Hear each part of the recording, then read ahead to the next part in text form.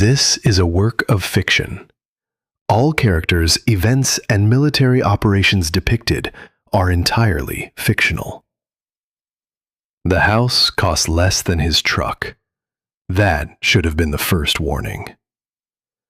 Declan Yates stood in the back row of the Harlan Creek Courthouse, auction paddle number 14 in his right hand, and watched a man named Russell Payne sell someone's entire life in under 90 seconds.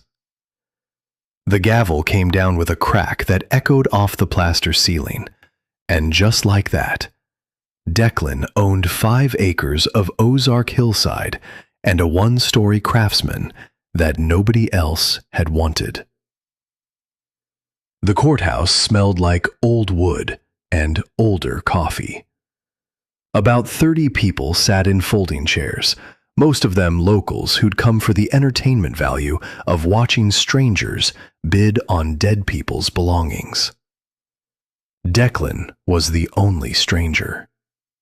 He could tell, because every head in the room had turned at least once to look at him, then turned back with that particular expression small towns reserved for outsiders, polite on the surface, arithmetic underneath. Russell Payne stepped down from the podium and crossed the room with his hand already extended. He was mid-50s, silver at the temples, wearing a sport coat that fit well enough to suggest he cared about appearances, but not so well that anyone would accuse him of vanity. His smile arrived before the rest of his face caught up. "Congratulations, Mr. Yates. You're going to love it out there. Solid bones on that house. Just needs someone with the patience to see what it could be." Declan shook his hand. Firm grip, dry palm. The man had done this 1,000 times. "Appreciate it. Previous owner take good care of the place?" Russell's smile held. It was a professional smile, the kind that could survive any question without changing shape. "Edgar Marsh. Good man. Kept to himself mostly. Passed about 8 months ago. Natural causes. Peaceful, from what I heard. Family? None to speak of. That's why we're here." Russell gestured at the room with the easy sweep of a man who owned every angle of it. "Give someone like you the opportunity, though. Fresh start." Declan signed the papers in the clerk's office, wrote a check that would have made his ex-wife laugh, and walked out into the April sunlight. Bravo was waiting in the truck. The German Shepherd sat upright in the passenger seat, ears forward, watching the courthouse entrance with the calm focus of a dog who had long ago decided that doors were things worth monitoring. He was 6 years old, 85 pounds, black and tan, with a dark saddle that caught the light. His left ear had a small notch near the tip, a souvenir from a fence he disagreed with at the VA facility where Declan had picked him up 2 years ago. "Done," Declan said, opening the driver's door. "We're homeowners. Try not to look impressed." Bravo didn't look impressed. He looked at Declan, then past him toward the courthouse, then back at Declan with an expression that communicated absolutely nothing and somehow still felt like judgment. "Yeah, I know." Declan started the engine. In the side mirror, he caught Russell Payne standing on the courthouse steps, watching the truck pull out, still smiling. Behind him, Bravo let out a low growl. Not loud, not aggressive, the kind of sound that lived in the chest and stayed there, like a motor idling in a gear it didn't trust. Declan glanced at the dog, then at the mirror. Russell had turned away, talking to someone else now. "Noted," Declan murmured. He drove south out of town on a 2-lane road that wound through oak and hickory, past fence lines held together by rust and stubbornness, past a creek that the locals probably had 3 different names for, depending on who you asked. The Ozarks in late April were the kind of beautiful that could make you forget you'd come here because everywhere else had stopped working. Wildflowers on the shoulders, dogwood in bloom, hills that rolled without ever quite committing to being mountains. Declan had spent 20 years in the Navy, most of it attached to Marines, which was its own kind of comedy. And he had learned that beautiful places and dangerous places were often the same place. You just hadn't found the catch yet. The house was at the end of a gravel drive that branched off the county road and climbed a low rise. He parked and sat for a moment. Old habit. Listening. Reading the silence for what wasn't in it. Wind. A cardinal somewhere in the tree line. The tick of the engine cooling. He stepped out. Bravo jumped down after him, nose low, moving in the efficient, ground-covering sweep of a dog running diagnostics on unfamiliar terrain. He checked the porch steps, the edge of the barn, the well housing, the fence line where the property met the woods. Each stop lasted 2 or 3 seconds, enough to catalog and file, and then he moved on. Declan watched him work, then turned to the house. It was better than the listing photos had suggested, which wasn't saying much. Single-story craftsman, probably 1940s, with a covered porch that sagged at one corner, and clapboard siding that had faded from white to a color he'd call surrender. The roof was newer, metal, standing seam. Someone had replaced it within the last decade. Good call. The foundation was stone, and from what he could see, it was level and uncracked. Foundation solid, he said aloud, because he was a man who'd spent 2 decades talking to people who were bleeding. And talking to himself was a step up from that. Porch needs jacking. Siding's cosmetic.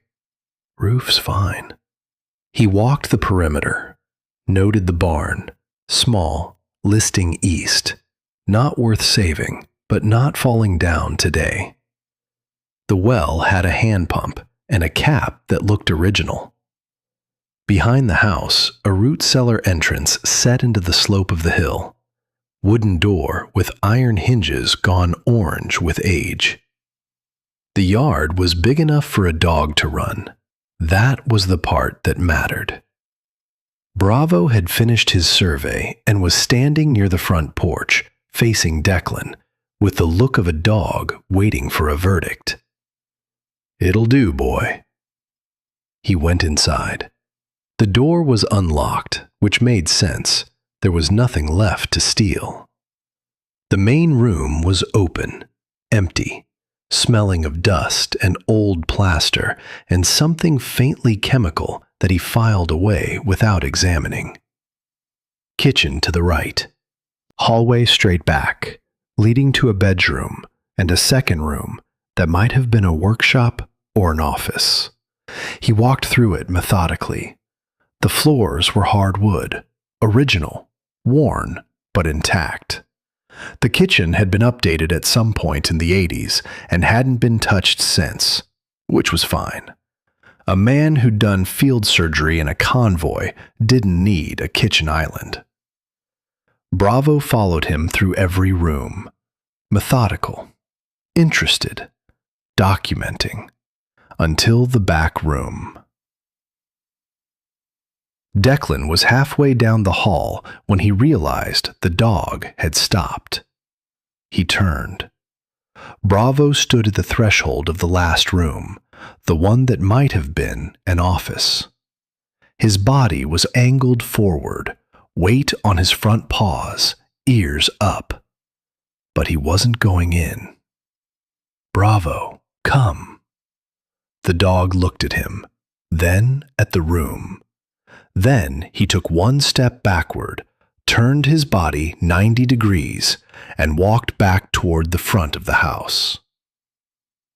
In 2 years, Bravo had refused a command exactly twice. Once when a car had backfired in a VA parking lot, and the dog had planted himself between Declan and the sound. Once when a trail had washed out ahead of them on a hike, and the ground was about to give.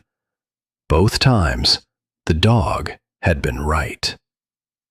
Declan stood in the hallway and looked at the back room. Afternoon light came through a single window, landing on a floor that looked like every other floor in the house. Hardwood. Worn. Dusty. Except... He crouched, ran his fingers along the grain. 3 of the boards near the center had been cut and reseated. The saw marks were hidden by the dust, but the grain didn't flow. Whoever had done it had been careful, but careful and invisible weren't the same thing. His knee, the left one, the one that had been grinding since Ramadi, popped as he stood. "Of course," he said to the empty room. "Of course the floor's wrong." He went to the truck and came back with a crowbar. The boards came up easier than they should have, which meant they'd been lifted before. Beneath them was a shallow space, maybe 18 inches deep, and below that, the stone foundation of the root cellar. But someone had cut through the stone to create an opening, rough-edged, recent enough that the mortar dust was still pale against the darker rock. Declan lowered himself through. The smell hit him first. Not rot, not mold. Chemical. Sharp, clean, and entirely wrong for a cellar under a house in rural Missouri. His brain categorized it before his conscious mind caught up. Sodium hypochlorite. Industrial concentration. He'd spent enough time around field hospitals and trauma bays to know the smell of bleach at strength you didn't buy at the grocery store. You didn't clean a root cellar with hospital-grade disinfectant. You cleaned a crime scene with it. The space was small, maybe 8 by 10 feet, stone walls, packed earth floor, a folding table, a metal box, unlocked, and 3 brown glass bottles with chemical labels, 2 of them empty, 1 still half full.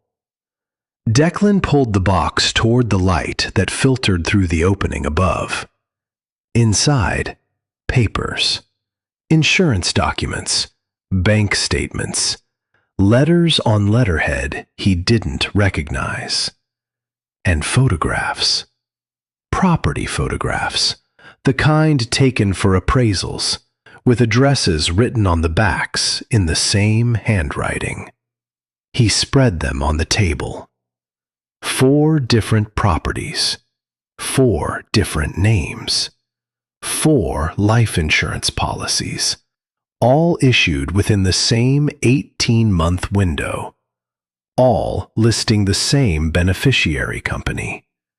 Ozark Heritage Trust.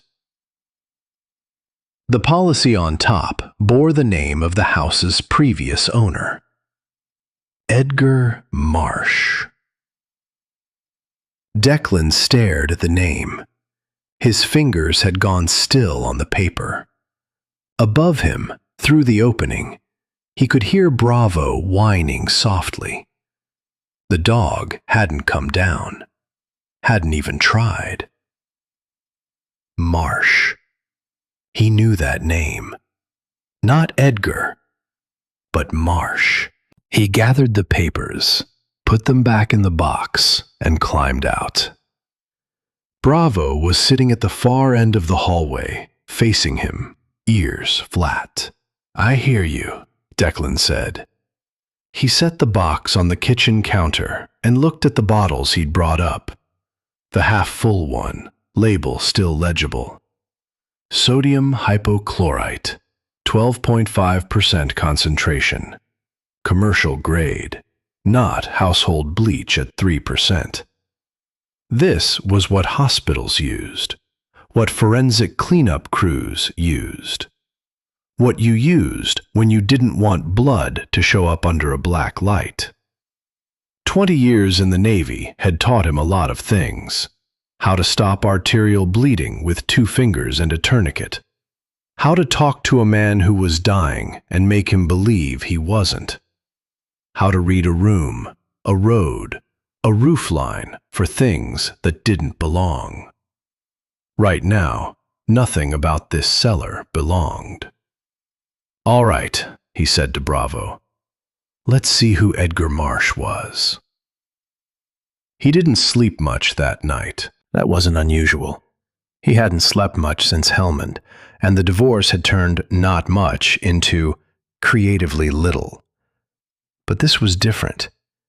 This was the old kind of awake, the kind where his brain ran grids. The kitchen table was covered in documents from the metal box. Bravo lay underneath it, chin on Declan's boot, one ear cocked toward the door and one toward the papers, as if he could hear what they said. Declan had made coffee, realized there was no milk, and decided black was a lifestyle choice he could commit to. The mug was from the VA, chipped, stained, the logo mostly gone. He brought it from Virginia Beach because it was the one thing from his old life that didn't remind him of his old life. The insurance policies were straightforward. 4 policies, 4 names, 4 properties within a 50-mile radius of Harlan Creek. All the policyholders had died within the previous 5 years. All elderly, all living alone, all with the same beneficiary, Ozark Heritage Trust. He Googled the company on his phone. LLC, registered in Missouri. Agent of record, Russell Payne. There it is. That was the connection. The man who sold the houses was the same man who profited when the owners died. The insurance policies weren't the kind you bought for yourself. They were the kind someone bought on you. Edgar Marsh. The name pulled at something. Not Edgar. He'd never met an Edgar. But Marsh. He closed his eyes. Let it come. Helmand Province. F.O.B. Dwyer. 2012. A rotation that had started badly and gotten creative about finding new definitions of worse. Declan had been the senior corpsman attached to 2nd Battalion, and the Marines had learned quickly that Doc was the kind of medic who'd crawl through fire to get to you. Not because he was brave, but because the alternative, sitting still while someone bled, was a thing his body physically refused to do. The LZ was hot. They'd called for Kazovac and gotten silence. Then static. Then a voice saying fog had grounded the birds. 4 minutes. That was the gap. 4 minutes between birds are up and birds are grounded. And in those 4 minutes, Lance Corporal Donnie Reeves had bled out through a chest wound that Declan's hands couldn't close fast enough. "Doc," Reeves had said. His eyes were already going. "Don't let me go." Declan had let go. Not of Reeves. He'd held pressure until his forearms cramped and the blood stopped, because there was no more blood to stop. He'd let go of the radio. 3 seconds, maybe less. His left hand had released the pressure to grab the handset, to scream coordinates into the static, and in those 3 seconds, the wound had done what wounds do when nobody's holding them shut. He'd never told anyone about the 3 seconds. Not the debrief, not the chaplain, not his wife, during the years when she'd still been asking. Especially not his wife. The hand that let go. That was the thing that lived in him. He opened his eyes. Bravo's nose touched his boot. A light push, the canine equivalent of a tap on the shoulder. "I'm here," Declan said. "I'm here." He looked at the papers again. Marsh. The name. Where? And then it connected. Not Edgar Marsh. Tully Marsh. Petty Officer 2nd Class Tully Marsh, Navy. Same rotation at Dwyer. Different platoon. They hadn't been close. Declan ran with the Marines. Tully was support. But they'd eaten in the same mess hall, shared the same bad coffee, nodded at each other in the way men do when they're both too tired to talk and too professional to ignore each other. Tully Marsh had gotten out 3 years before Declan. Said he was going to buy some land. Somewhere quiet. Missouri, maybe. Near family. A sailor doesn't die in Missouri for no reason. Bravo lifted his head, looked at Declan with the steady, patient attention of a dog who had been watching this particular human work through things for 2 years and knew the process took however long it took. "All right." Declan stood, folded the papers, and put them back in the box. Then he moved the box, not to the cellar, not to the bedroom, to the truck. Under the seat, behind the jack kit, inside a canvas bag. A man who'd spent 2 decades in theater knew one thing about intelligence. You never stored it where you found it. The next morning came in warm and damp. The Ozark spring doing its thing. Mist in the hollows, sun on the ridges, everything smelling of mud and new growth. Declan was on the porch, replacing a rotten board, when the truck pulled up the gravel drive. Bravo was under the porch, chewing a stick with the methodical dedication of a dog who believed sticks were a problem that could be solved with enough jaw pressure. At the sound of tires on gravel, he stopped chewing and went still. The truck was a pearl-white Ford, clean, polished, incongruent with every other vehicle Declan had seen in Harlan Creek. Russell Payne stepped out, carrying a pie. Of course, he was carrying a pie. "Mornin', Chief." Russell smiled and held up the pie like it explained everything. "Wasn't sure what you liked, so I went with cherry. Can't go wrong with cherry." Declan set down the hammer. "Appreciate it." Russell walked toward the porch, and that was when Bravo emerged. The dog didn't growl, didn't bark. He simply rose from under the porch and stood at the top of the steps, directly in the center, blocking the path to the front door. His posture was relaxed. His mouth was closed. He looked like a dog who was simply standing somewhere, the way dogs do, except that the somewhere happened to be the exact geometric center of the only way inside. Russell stopped, his smile adjusted by a fraction. Smart dog. He has his moments. Does he bite? Hasn't needed to. Russell laughed, a practice laugh designed to make everybody comfortable, and set the pie on the porch railing instead of trying to pass the dog. "Just wanted to make sure you're settling in.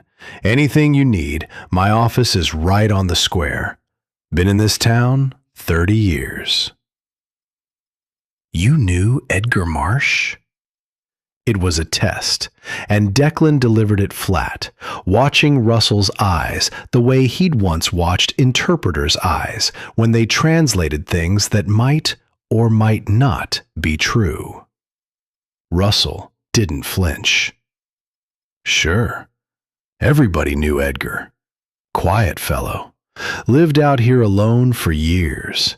Didn't have much family left." Passed peacefully, from what I understand. What was the cause? Heart, I believe. Or maybe stroke? You'd have to check with the county. Russell adjusted his sport coat. Why do you ask? Curiosity. Buying a dead man's house. Seems polite to know how he went. That's a respectful way to look at it, Russell said, and the warmth in his voice had exactly the right temperature, which was how Declan knew it was manufactured. Russell left. The truck rolled down the drive, unhurried. Bravo watched it go, standing at the same spot on the porch, not moving until the engine sound had faded completely. Yeah, Declan said to the dog. I didn't like it either. He went inside and pulled the papers from the truck, spread them again. 4 insurance policies, all benefiting Ozark Heritage Trust, Russell Payne's company. Edgar Marsh had a policy worth $140,000. That was 3 times what Declan had paid for the house and land combined. 3 other names, 3 other policies. He didn't know those people, but he was beginning to understand the math. And underneath the policies, in the bottom of the metal box, something he'd missed the first time in the dim light of the cellar. A folded sheet of paper, handwritten in shaky script. A list. 6 words written twice, as if the writer had started the sentence and then started it over. Things to fix before winter. Things to fix before winter. Below the second line, porch rail, cellar door, well pump, kitchen window, Edgar Marsh's to-do list. Or maybe Tully's. A builder's list, the kind of list a man makes when he's planning to stay. Declan stared at it for a long time. Then he folded it carefully and put it in his shirt pocket. Elise Rowan showed up on Thursday without warning, which Declan would later realize was her preferred method for everything. She drove a blue Subaru with mud on the wheel wells and a county assessor's placard on the dash that she'd clearly forgotten to remove. Or, more likely, hadn't bothered to. She was 40, maybe, with dark hair pulled back in a clip that was losing its battle, and the kind of face that had decided efficiency was more attractive than trying to be attractive. She wore boots that had actually been used for their intended purpose, which in Declan's experience put her ahead of 90% of the civilian population. She stood in the driveway, clipboard in hand, and regarded the house with the expression of someone doing math that wasn't adding up. Mr. Yates? That's me. Elise Rowan. I'm doing the post-auction appraisal for the county. She looked at the house again, then at her clipboard, then at the house. You paid $46,000 for this? That's what the gavel said. This property appraised at $120 2 years ago. Even in this market, it shouldn't have gone below $80. She made a note on her clipboard. That's a significant discrepancy. Declan leaned against the porch rail, the good side, not the rotten side. I figured I was lucky. You were something, she said. It wasn't a compliment. It wasn't an insult. It was an observation from a woman who dealt in numbers and had learned not to trust the ones that were too good. Bravo came around the corner of the house, returning from a perimeter check he'd assigned himself. He saw Elise, stopped, assessed. Then he walked directly to her, sniffed her outstretched hand, and sat down beside her. Just like that. No hesitation, no test, He simply chose her side of the driveway and sat there as if he'd always been sitting there. Declan stared at his dog. In 2 years, Bravo had tolerated exactly 4 people. Declan, his VA therapist, the woman at the feed store, and now, apparently, Elise Rowan. He doesn't usually do that. Dogs are smarter than the market, Elise said, and scratched behind Bravo's ear without looking down, as if petting German shepherds while doing mental arithmetic was something she did every Thursday. She walked the property. She was thorough. She measured, photographed, and wrote notes that Declan suspected were more detailed than any post-auction appraisal strictly required. When she came back to the driveway, her expression had shifted from professional skepticism to something closer to professional concern. The last 3 properties Russell Payne auctioned all sold under market value, significantly under. She looked at Declan directly. That's either incompetence or intention. In my experience, Russell Payne is not incompetent. You sound like you've looked into this before. Her mouth tightened, just for a second. Then it released. I raised flags 2 years ago. Similar pattern. Properties selling below assessment, all managed through the same auction house. I was let go 6 weeks later. The official reason was budget cuts. And the unofficial reason? I was making trouble over nothing. She said it flat, the way you said things that had stopped hurting and started just being true. At least, that's what my supervisor told me. Declan looked at her. She looked at him. Bravo looked at both of them, then lay down in the gravel between them, which seemed like a statement of some kind. What if it wasn't nothing? Declan said. Elise put her clipboard under her arm. Then I'd want to see what you found under your floor. How did you... Mr. Yates, you bought a $46,000 house, and you're not renovating, you're investigating. I've been doing property assessments for 14 years. I can tell the difference between a man who's fixing a house and a man who's looking for something. Declan considered this. Then he walked to the truck, reached under the seat, and pulled out the canvas bag. Come inside, he said. Bravo got up and followed them both to the door, trotting between them with his tail at half-mast, alert, interested, and entirely too pleased with himself for a dog who wasn't supposed to like strangers. They spread the documents on the kitchen table. Elise worked fast, organized, no wasted motion.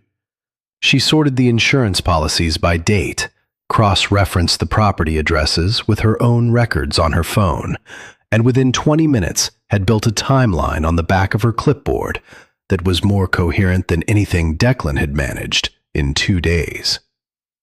4 properties, 4 deceased owners, all elderly, all living alone, all within a 50-mile radius. She tapped each policy in sequence, all with life insurance policies benefiting the same LLC, all auctioned through the same office within 3 months of death, and all selling well below market value. Why sell low? Declan asked. He was leaning against the counter, arms crossed. Bravo had positioned himself under the table, equidistant between the 2 humans, like a furry Switzerland.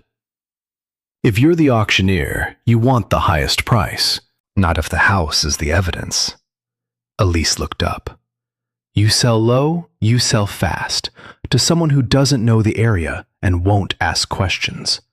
New owner tears up the floors, repaints, renovates. Whatever happened inside gets buried under a hardware store receipt. Except this time, the new owner has a dog who won't go in the back room. Except that. She almost smiled. Almost. It got about halfway there before her professional instincts caught it and sent it back. The insurance payouts are the real money. These policies are substantial. 100,000, 140, one of them 200. The house sales are just cleanup. Declan picked up the half-full bottle he'd brought up from the cellar, turned it in his hand. The label was commercial supply, not retail. This was in the room under the floor. Sodium hypochlorite, 12.5%. Bleach? Not the kind you buy at the store. This is what hospitals use, what forensic cleanup crews use. He set the bottle down. I was a Navy corpsman, 20 years. I know what this stuff is for. Elise stared at the bottle. The almost smile was gone now, replaced by something harder. You're saying someone cleaned that room? I'm saying someone cleaned that room the way you clean a room when you don't want anyone to know what was in it. We need death certificates, Elise said. If the cause of death was listed as natural for all four, and they all had the same attending physician, that's a pattern that goes beyond real estate. County clerk's office? For death certificates, you need either next of kin or sheriff's authorization. She gathered her notes and stood. I can pull property records and tax assessments on my own. Those are public. But the medical records... She paused. I know someone at the state AG's office. A woman I worked with before. She's the one who told me to keep copies of everything when I was raising flags 2 years ago. Smart woman. She was the only one who listened. Elise put on her jacket, a dark field coat that had seen enough weather to qualify as a veteran itself. I'll pull what I can. You should see what the county clerk will give you without a warrant. Declan nodded. I'll try the sheriff too. Boyd Hale.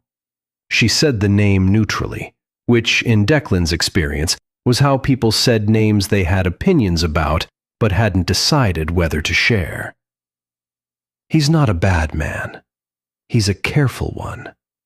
There's a difference, but in practice, the result is often the same. She paused at the door, looked back at the table, the documents, the bottle, then at Declan. Why are you doing this? She asked. You could sell the house, walk away. You've been here 4 days. It was a fair question. Declan had been asking himself the same thing since the moment he'd found the name Marsh on that insurance policy and felt something in his chest lock into place like a round chambering. The man who owned this house before Edgar was a sailor, he said. Navy, like me. I didn't know him well, but I knew him enough. He came here to build something. Same reason I did. And someone ended that. He looked at the documents on the table, at the to-do list in his shirt pocket that he hadn't shown anyone yet. I've been in enough places where people disappear and nobody asks why. I'm tired of those places. Elise held his gaze for a moment. Whatever arithmetic she was running behind those eyes, it came out to a number she could work with.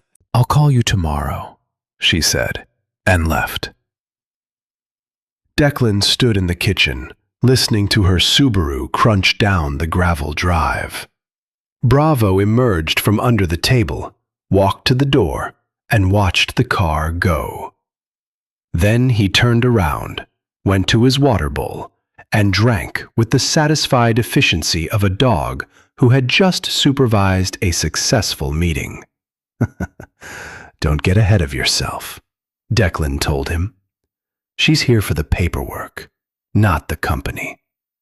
Bravo finished drinking, shook his head once, ears flapping, water droplets arcing, and walked to the back door, where he sat and stared at the handle with unmistakable intent. "Fine. Go." He opened the door. Bravo trotted outside, made a circuit of the yard, and returned with a claw hammer in his mouth. Not a stick, not a ball, a hammer, from the pile of tools Declan had left near the porch.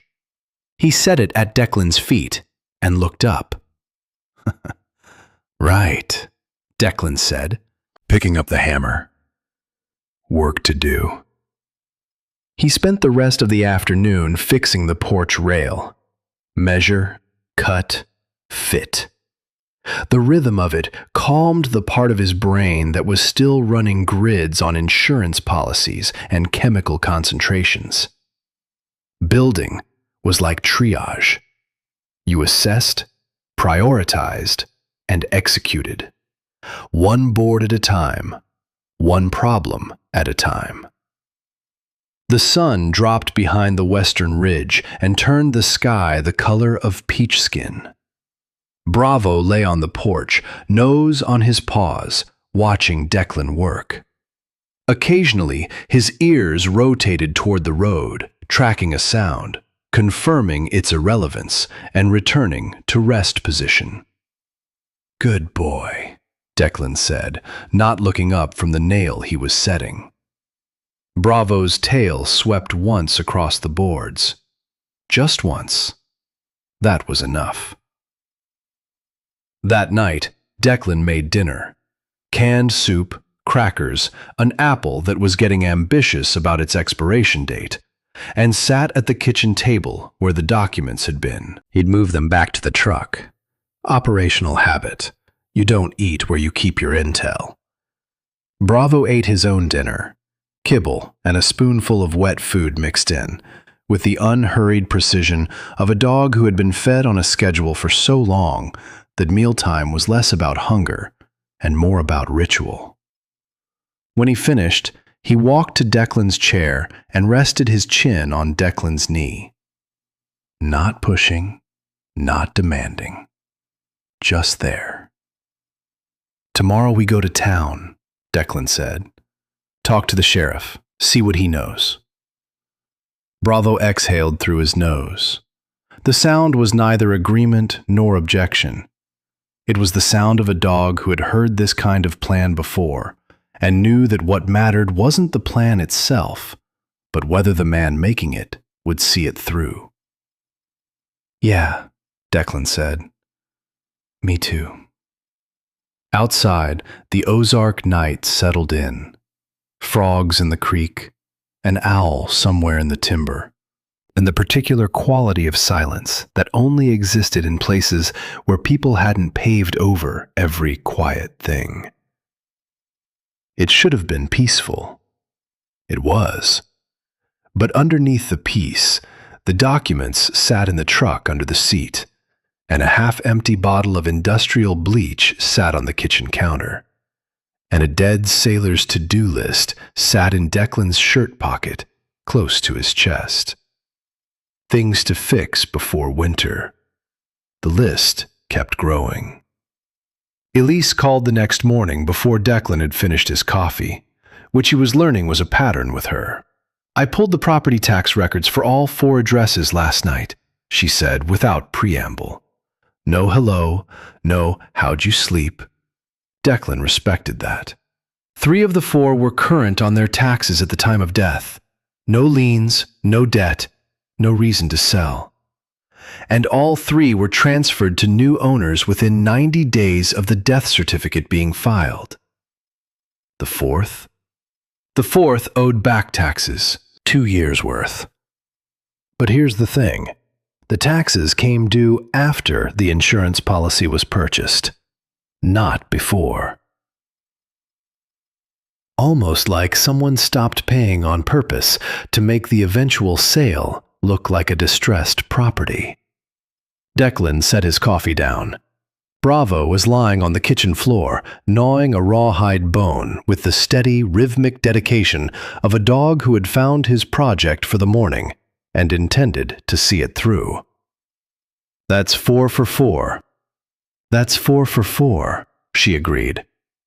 "I also pulled the deed transfers. All 4 went through the same title company. Guess whose name is on the incorporation papers?" "Russell Payne." "His wife, actually, Lorraine Payne. Same address, same phone number listed on the LLC." So the auctioneer, the insurance beneficiary, and the title company are all the same family. In 3 different corporate wrappers, but yes, this isn't sloppy, Declan. This is a system. He noticed she'd used his first name. He didn't mention it. "I'm going to the county clerk today. Try to get death certificates. They'll want authorization." "I know. I'll try the sheriff first." "Be careful with Hale," Elise said. Her voice had shifted, still professional, but with something underneath that sounded like experience talking. "He's not Russell's man. But he's been in that town for 20 years, and Russell's been buying goodwill the whole time. Charity auctions, Little League sponsorships, church fundraisers." "It's hard to investigate someone who paid for the new roof on your daughter's school." "Noted." She hung up. Declan looked at Bravo. The dog had paused his chewing and was watching him, one paw still anchoring the rawhide. "Field trip," Declan said. "You're riding shotgun." Bravo's ears went forward. He abandoned the rawhide without ceremony, walked to the front door, and sat, facing the handle. Waiting. At least one of us is decisive. But before the sheriff, there was the cellar. Declan had been thinking about it since midnight. The hidden room, the documents, the chemical smell. He'd taken what was on the surface. He hadn't gone deep. A field corpsman knew the difference between triage and diagnosis. Triage saved lives. Diagnosis told you why they needed saving. He went alone. Bravo stayed upstairs, still refusing the cellar entrance, which Declan had stopped questioning and started treating as intelligence. If the dog said the room was wrong, the room was wrong. End of debrief. The hidden space looked different in morning light filtering through the floorboards above. Smaller, more deliberate. Declan brought a flashlight and his phone, and this time he wasn't looking at the obvious, the table, the box, the bottles. He was looking at the edges. The stone walls were old, original to the house, maybe 100 years, but in the back corner, one section of mortar was newer, paler. He pressed it. Solid, but not set with the same patience as the rest. Behind the newer mortar, a gap in the stone, and behind the gap, a tin box. He pulled it out. The tin was old, army surplus by the look of it, green paint flaking. Inside, wrapped in a piece of cloth that might have once been part of a uniform, dog tags. He held them up to the light. The stamped letters were clean, legible, tags that hadn't been worn daily but had been kept. Marsh, Tully R, USN. Blood type, O, POS. Protestant. Declan's hands stopped. Not shaking, just stopped. The way hands stopped when the body needed a moment to catch up with what the brain already knew. Tully Marsh. Not Edgar. Tully. The man from the mess hall at Dwyer. The quiet petty officer with the plan. Land. Somewhere quiet. Maybe Missouri. Near family. Declan sat on the dirt floor of the hidden room, tin box in his lap, dog tags in his hand. The metal was cold. It shouldn't have felt like anything. 2 pieces of stamped aluminum on a chain. But it did. It felt like a name that deserved more than a hole in someone else's floor. The memory came. Not triggered by sound or smell this time. Triggered by the tags themselves.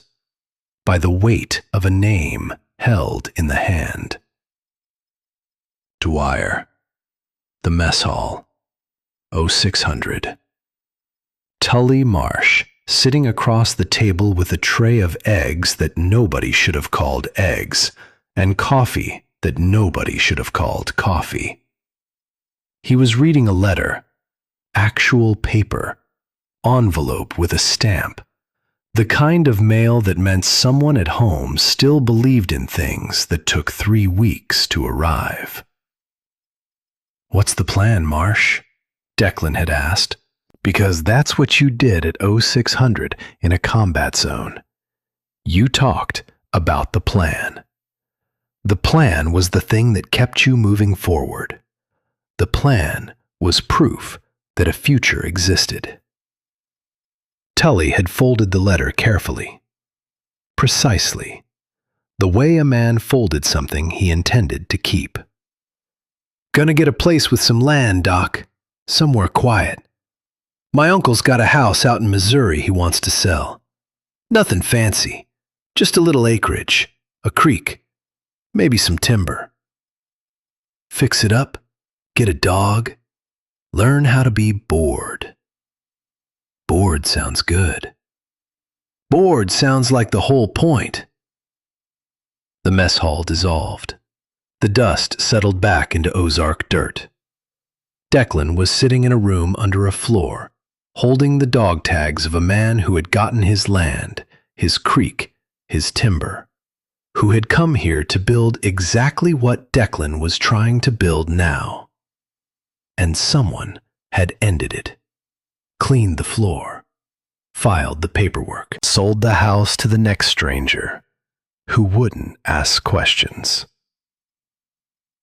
He climbed out of the cellar. Bravo was waiting at the top, sitting in the hallway, facing the opening. When Declan emerged, the dog stood and walked to him. Not rushed, not panicked, just purposeful, and placed his head against Declan's thigh. Held it there. The weight was slight.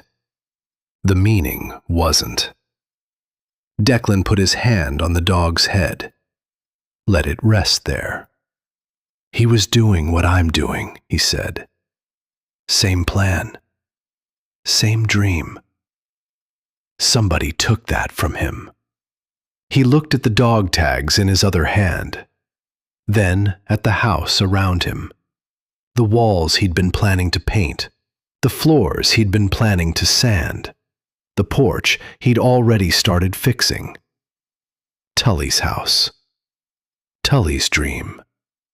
Now his. "I'm not selling this house," he said. It wasn't a decision about real estate. It was a decision about what kind of man stood in this hallway, holding a dead sailor's name, and what that man was going to do about it.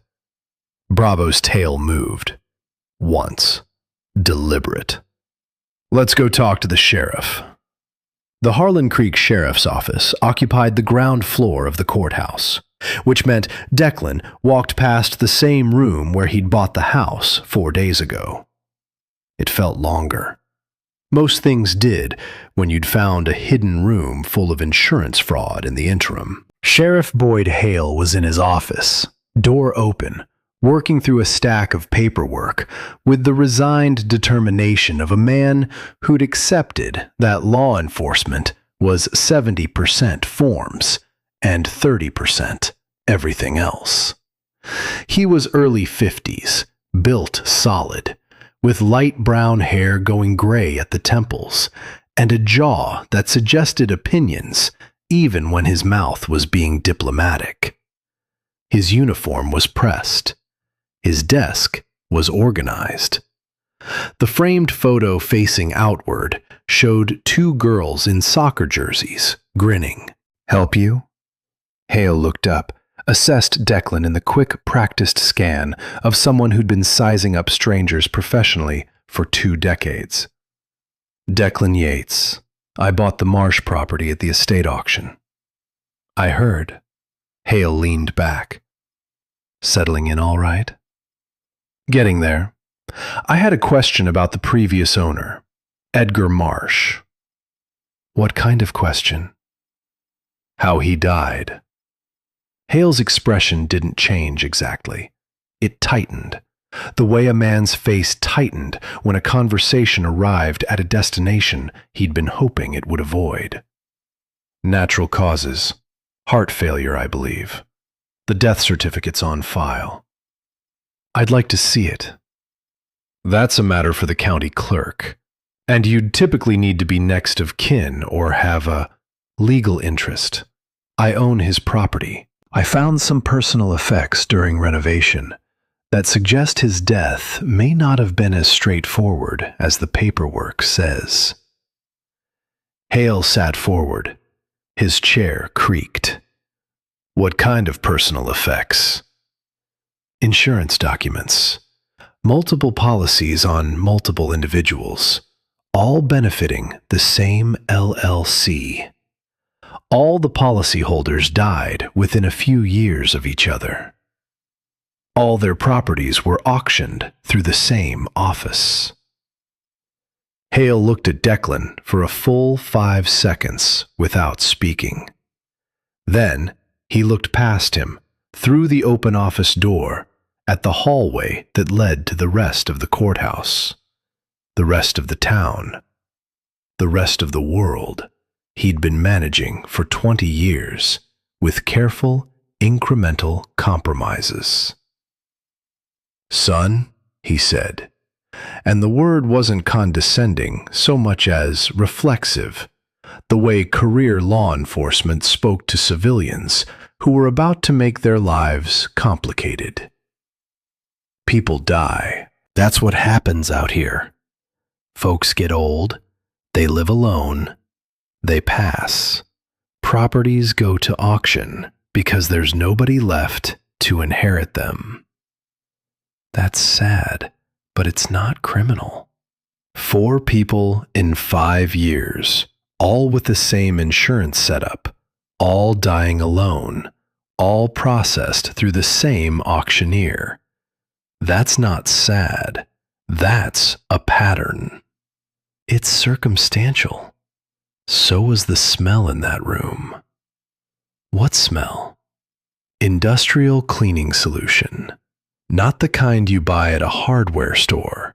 The kind you use when you want organic material to disappear." Hale's jaw worked. He didn't respond immediately. Declan recognized the silence. It was the silence of a man who wasn't corrupt, but was calculating the cost of caring. Small towns ran on balances. The sheriff kept the peace. The auctioneer kept the economy moving. Everybody kept their lanes. "I appreciate you bringing this to me," Hale said finally. His voice had the measured, practiced neutrality of an official statement. "I'll look into it." Which meant he wouldn't. Or he'd look into it the way you looked into things that you wanted to go away, slowly, quietly, and with enough procedural drag to ensure nothing landed anywhere uncomfortable. "I understand," Declan said and stood. He didn't argue. He'd spent 20 years watching officers deliver decisions they didn't believe in, with faces that said they did. Arguing with the face never changed the decision. He walked out. In the parking lot, Bravo sat in the truck, watching through the windshield with the patient, unblinking focus of a security camera. And across the courthouse square, parked in front of the hardware store, Russell Payne's pearl white Ford sat idling. The driver's window was down. Russell looked at Declan, held the gaze for 2 seconds, and nodded.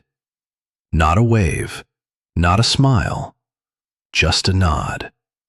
The kind that said, "I know where you've been. I know what you asked." Declan nodded back, got in the truck, started the engine. "We're going to need a different approach," he said to Bravo. The dog looked at him, then at the white Ford across the square, then back. His ears were flat. His mouth was closed. "Yeah," Declan said. "I saw him too." That night, Declan couldn't sleep. This was not in itself unusual. His relationship with sleep had been complicated since Helmand and adversarial since the divorce. But tonight, the insomnia had a sharper quality. Less the dull hum of unprocessed memories, and more the specific electric alertness of a man who knew something was coming, but didn't know when. He sat at the kitchen table with the overhead light off, drinking water, running the grid. Russell knew he'd talked to the sheriff. Russell had been watching the courthouse. That meant Russell was paying attention, and men who paid that kind of attention were either confident they had nothing to worry about or actively managing a situation. Based on the 4 insurance policies, the matching LLC, and the bottle of industrial bleach hidden in the floor, Declan was betting on the second one. Bravo was lying by the back door, asleep, or so Declan had thought. At 1:47 a.m., he checked the clock on the stove because his brain had never stopped recording timestamps. The dog's body changed. No bark, no growl. Bravo went from lying flat to standing in one motion, silent, weight forward, and then his lips pulled back. The snarl was so quiet that Declan almost missed it. It lived below the threshold of normal hearing, more vibration than sound, felt in the floor before it reached the ear. Bravo's teeth were visible in the dim light, white against black gums, and his eyes were fixed on the back wall, on the direction of the root cellar. Declan's body responded before his mind finished processing. He was on his feet, moving to the window, staying low and to the side. The light was off. Good. He could see out. Nobody could see in. Old training, the kind that lived in the spine, not the brain. At Ramadi, they'd taught him to move through darkened rooms without shifting his silhouette against a window. At Helmand, he learned that the difference between being seen and not being seen was usually about 6 inches of lateral movement, and the discipline to keep your hands below shoulder level. Through the kitchen window, in the thin moonlight, a figure moved near the cellar entrance. Slow, purposeful, not stumbling around, navigating. Someone who knew the layout. Average build, wearing dark clothing, moving with the economy of a person who had done this before and expected to do it again. Declan watched. He counted steps, measured the figure's stride length against the known distance between the cellar door and the fence post. A habit from years of estimating distances for Cassavac calls. The figure pulled the cellar door open, descended. A flashlight beam swept the interior, visible through the crack between the old wooden door and the stone frame. They were in there for 4 minutes. Declan counted.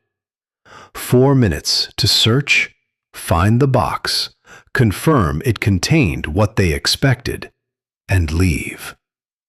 Efficient, which meant they knew exactly what they were looking for and where it should have been. Then the figure emerged, carrying the metal box under one arm, and crossed the yard toward the tree line where a vehicle was parked on the access road. No lights, engine off, coasting distance away.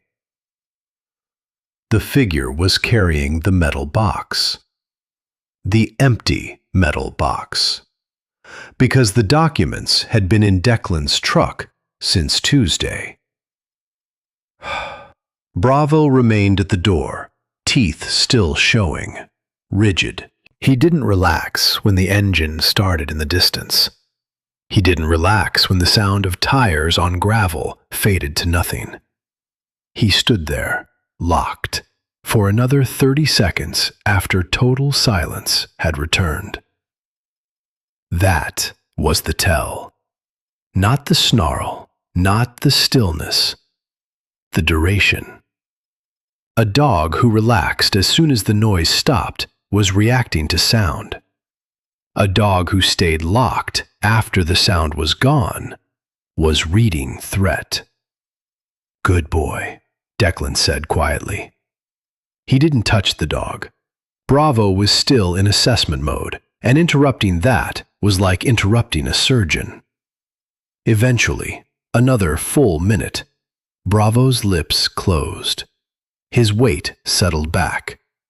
He looked at Declan.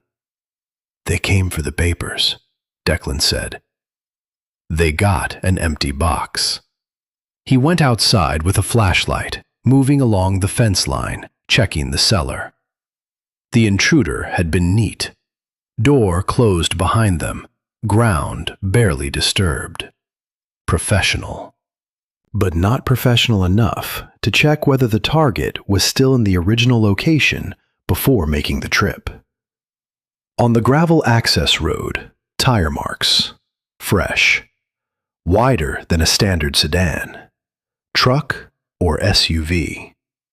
Declan took a photo on his phone, checked the tread pattern, filed it. He'd compare it to Russell's Ford tomorrow.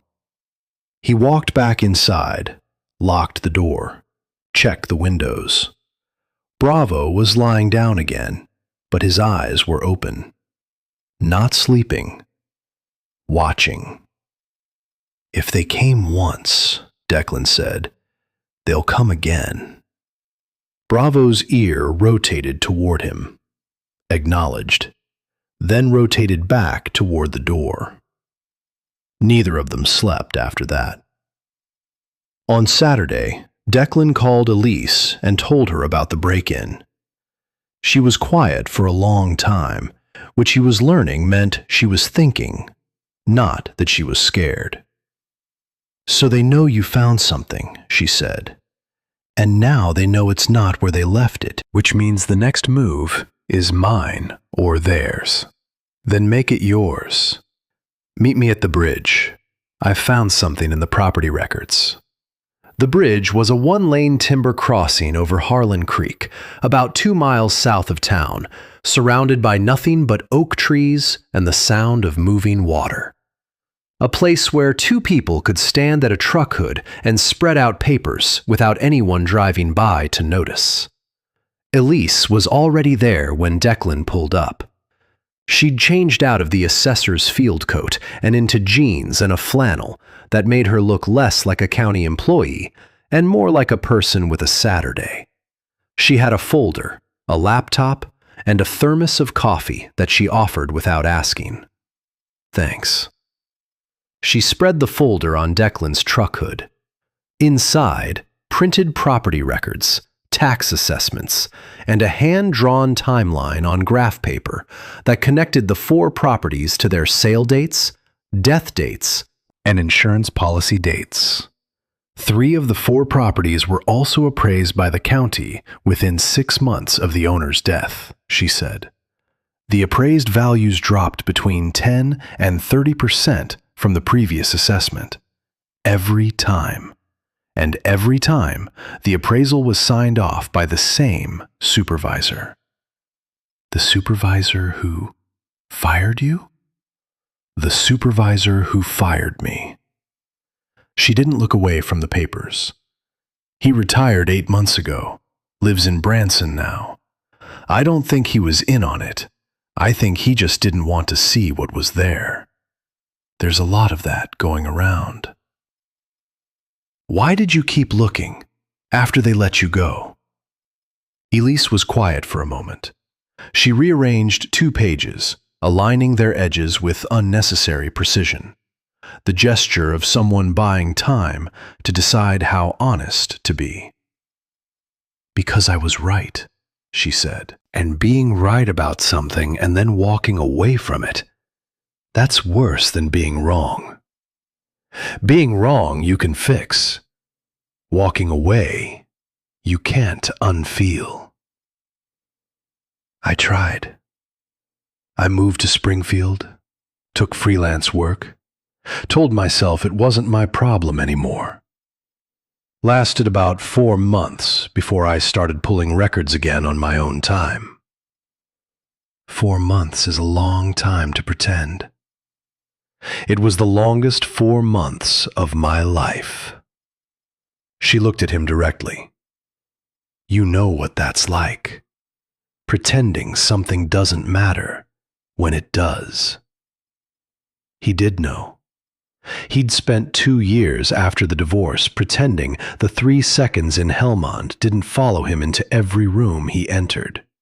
Pretending that buying a house in Missouri was about real estate and not about building a wall between himself and the thing he couldn't fix. Yeah, he said. I do. Bravo had jumped down from the truck and was investigating the creek bank, nose working the mud with scientific intensity. He found something.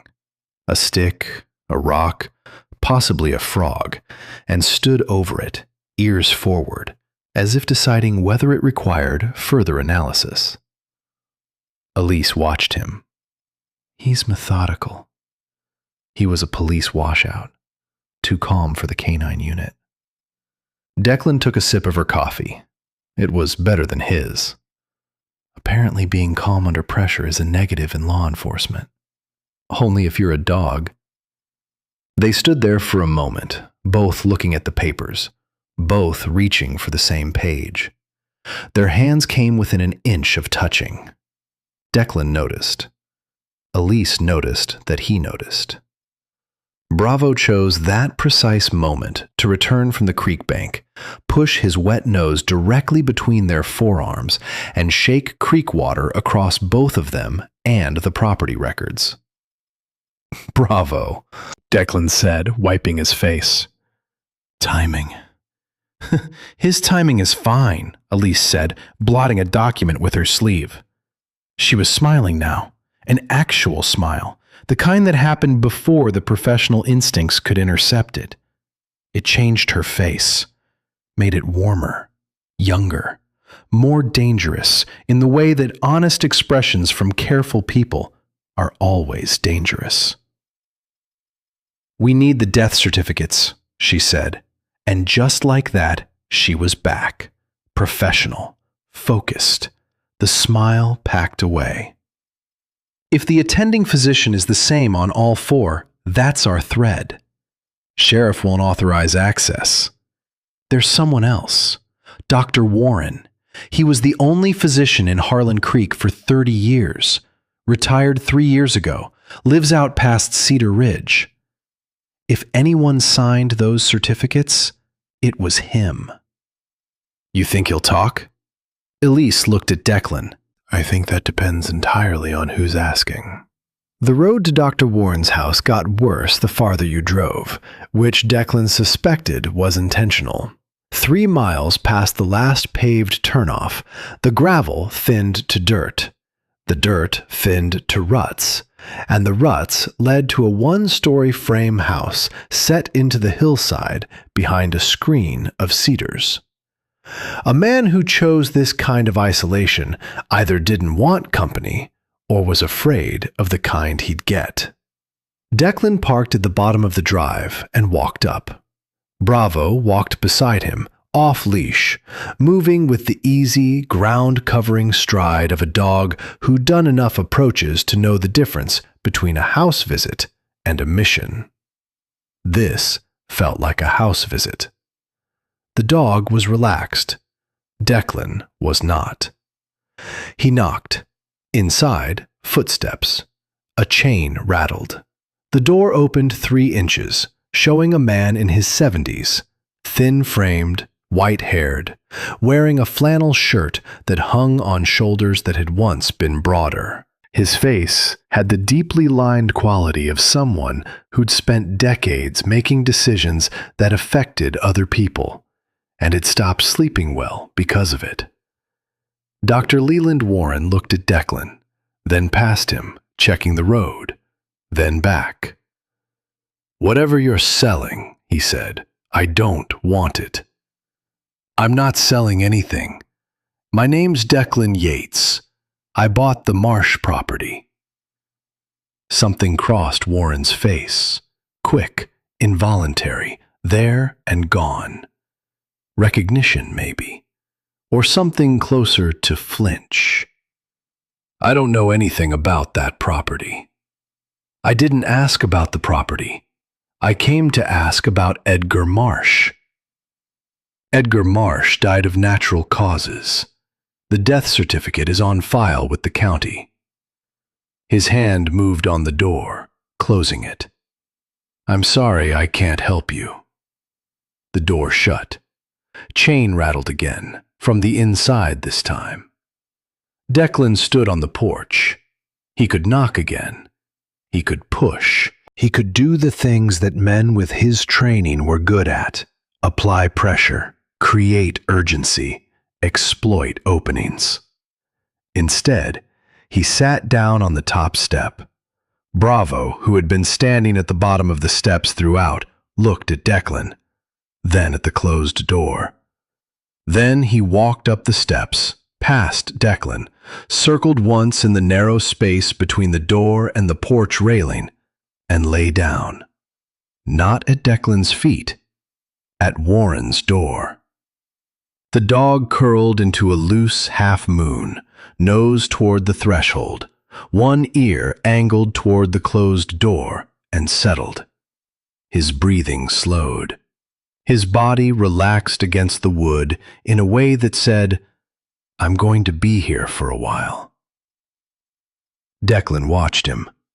He hadn't commanded it, hadn't suggested it. The dog had made his own choice about where to be, and it was closer to the frightened old man behind the door than to the man who fed him. They waited. The cedar trees moved in the wind. A mockingbird ran through its catalog of stolen songs somewhere in the branches. 10 minutes. 15. Then the chain rattled. The door opened. Warren stood there, looking down at the dog. "Is that a service dog?" His voice had changed, softer, less fortified. "He was. VA program. Now he's just mine." Warren's eyes stayed on Bravo. His hand moved, then stopped, then moved again, reaching down slowly and resting on the dog's back. Bravo didn't flinch, didn't move, just breathed. "My son had a shepherd," Warren said. His voice had dropped to something barely above a whisper. "Came back from Kandahar with one. Said it was the only thing that helped him sleep." "Your son served?" "2 tours. Army. He's..." Warren's hand tightened on Bravo's fur, then released. "He's living in Tulsa now. We don't talk much. My fault, mostly. I didn't understand what he went through over there. Didn't try hard enough." Declan stood, slowly. He didn't step toward the door. He stepped to the side, where Warren could see him fully, and he spoke in the voice that 20 years of Navy medicine had given him. The voice he used when a Marine was bleeding and needed to hear that somebody was in charge. Somebody had a plan. Somebody was going to tell the truth, even when the truth was hard. Doc Warren. The title was deliberate. One doc to another. Tully Marsh was Navy. Petty Officer Second Class. We served the same rotation at FOB Dwyer in Helmand Province. He came to Missouri to build a life, to buy some land somewhere quiet. That was his plan. And somebody cleaned the floor of his house with industrial sodium hypochlorite, the same compound used to eliminate biological evidence. The same compound I spent 20 years around in field hospitals and trauma bays. I know what that chemical is for, and I know what it means when it shows up in a root cellar. Warren was still looking at Bravo. His hand had returned to the dog's back. His face was doing the thing that faces do when the structure holding everything in place starts to give. Not a collapse, but a settling, like a foundation accepting weight it had been refusing. "I'm not asking you to go on record," Declan said. "I'm asking you to tell me if Tully Marsh deserved better than what he got." Warren exhaled. It was the deepest sound Declan had heard him make, drawn from a place that had been sealed for years. "Come inside," he said. The kitchen was small, clean, and organized with the precision of a man who had spent a career imposing order on biological chaos. Warren made tea. His hands shook, but the shaking wasn't age. It was the particular tremor of a man whose body was releasing something it had been holding. Bravo lay on the kitchen floor, equidistant between the two men. Switzerland again. "I signed what Russell told me to sign," Warren said. He held the mug with both hands, not drinking. "That's the truth of it. 4 death certificates over 5 years. All natural causes. Heart failure, stroke, respiratory failure, cardiac arrest. Technically accurate, legally defensible, morally..." He trailed off. "What do you mean, technically accurate?" "I mean that when you find a 78-year-old woman dead in her bed, and the coroner isn't going to order an autopsy because there's no family to request one and no visible signs of trauma, then cardiac arrest is what goes on the form. Every death ends in cardiac arrest. The heart stops. That's how death works. The question is, what made it stop? And that's the question you stopped asking." Warren set the mug down. His hands were steadier now, as if the act of speaking had relieved some pressure that had been building behind the silence. The first one. Dale Crenshaw, 83, found in his kitchen. I wrote it up and didn't think twice. Old man, bad heart, alone. It happens. The second one was Martha Colvin. Same profile, same circumstances, same insurance company calling the next day to process the claim, like they'd had the paperwork ready before the body was cold. That's when you noticed. That's when I noticed. Warren's eyes were fixed on the table now, on a point somewhere between the tea and the past. But noticing and doing something about it, those are different muscles, and mine had atrophied.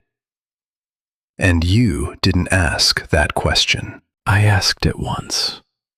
Warren's eyes went to the window. Outside, the cedar branches moved. After the second one, Martha Colvin, 81, lived alone, found by a neighbor. I told Russell I wanted to review the case.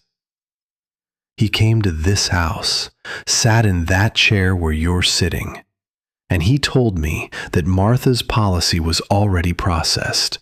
The property was already in escrow, and that asking questions at this stage would only create problems for people who didn't deserve them. He threatened you.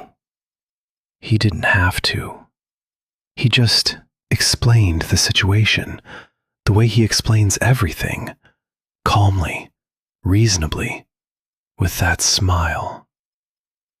And I signed, because it was easier, because I was retiring anyway, because I told myself it wasn't my job to investigate deaths, only to certify them. But you kept copies. Warren looked at Declan. For the first time, something in his eyes was steady. I kept copies of everything. Every certificate, every policy I knew about, every conversation I could reconstruct from memory. I kept them in case someone ever asked. Why? Because my son came home from a war and I failed him. I didn't ask the right questions then either. I decided I'd at least keep the answers for the person who did.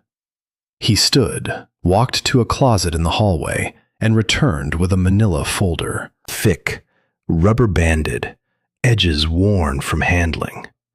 "Everything I have," he said, and set it on the table between them. Declan reached for the folder, opened it. Inside, copies of 4 death certificates, handwritten notes, dates, names, and, at the bottom, a single page of letterhead from Ozark Heritage Trust with Russell Payne's signature and a list of policy numbers. "This is enough," Declan said. Enough for what? To make sure Tully Marsh didn't die for nothing. Warren looked at Bravo. The dog looked back. Something passed between them, silent, cross-species, and older than language. "Your dog," Warren said. He knew. He usually does. Declan stood, gathered the folder, and extended his hand. Warren shook it.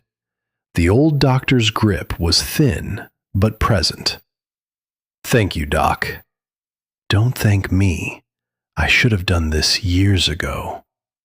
Declan walked out. Bravo rose, touched his nose once to Warren's hand, a brief, deliberate contact, and followed. They were in the truck, pulling down the gravel drive, when Declan's phone buzzed. A text from Elise. "Call me. Now." He called. She answered on the first ring. "Someone filed an anonymous tip with the sheriff's office," she said. Her voice was tight, controlled, but underneath it, the sound of someone managing a situation that had just gotten worse. "About you.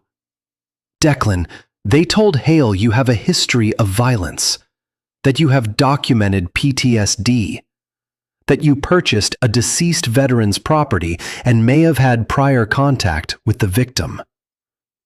"That's Russell. Of course it's Russell, and Hale is obligated to follow up. He's already on his way to your house." Declan checked the mirror. The road behind him was empty, but empty didn't mean anything anymore. "How long?" "He left the office 10 minutes ago." Declan pressed the accelerator. Not speeding. A man who'd spent 20 years running tactical convoys knew the difference between urgency and recklessness, but moving with purpose. When he pulled into the driveway, Sheriff Hale's cruiser was already parked in front of the porch. Hale stood beside it, arms at his sides, hat on, wearing an expression that Declan recognized from 2 decades of watching officers deliver orders they hadn't written. "Chief Yates," Hale said. The title was deliberate. He'd looked Declan up. "I need to ask you some questions." Declan got out of the truck. Bravo jumped down beside him, assessed the situation. New vehicle, familiar human, tension in the air, and sat right there beside Declan's left leg. Not between them, beside. "Go ahead."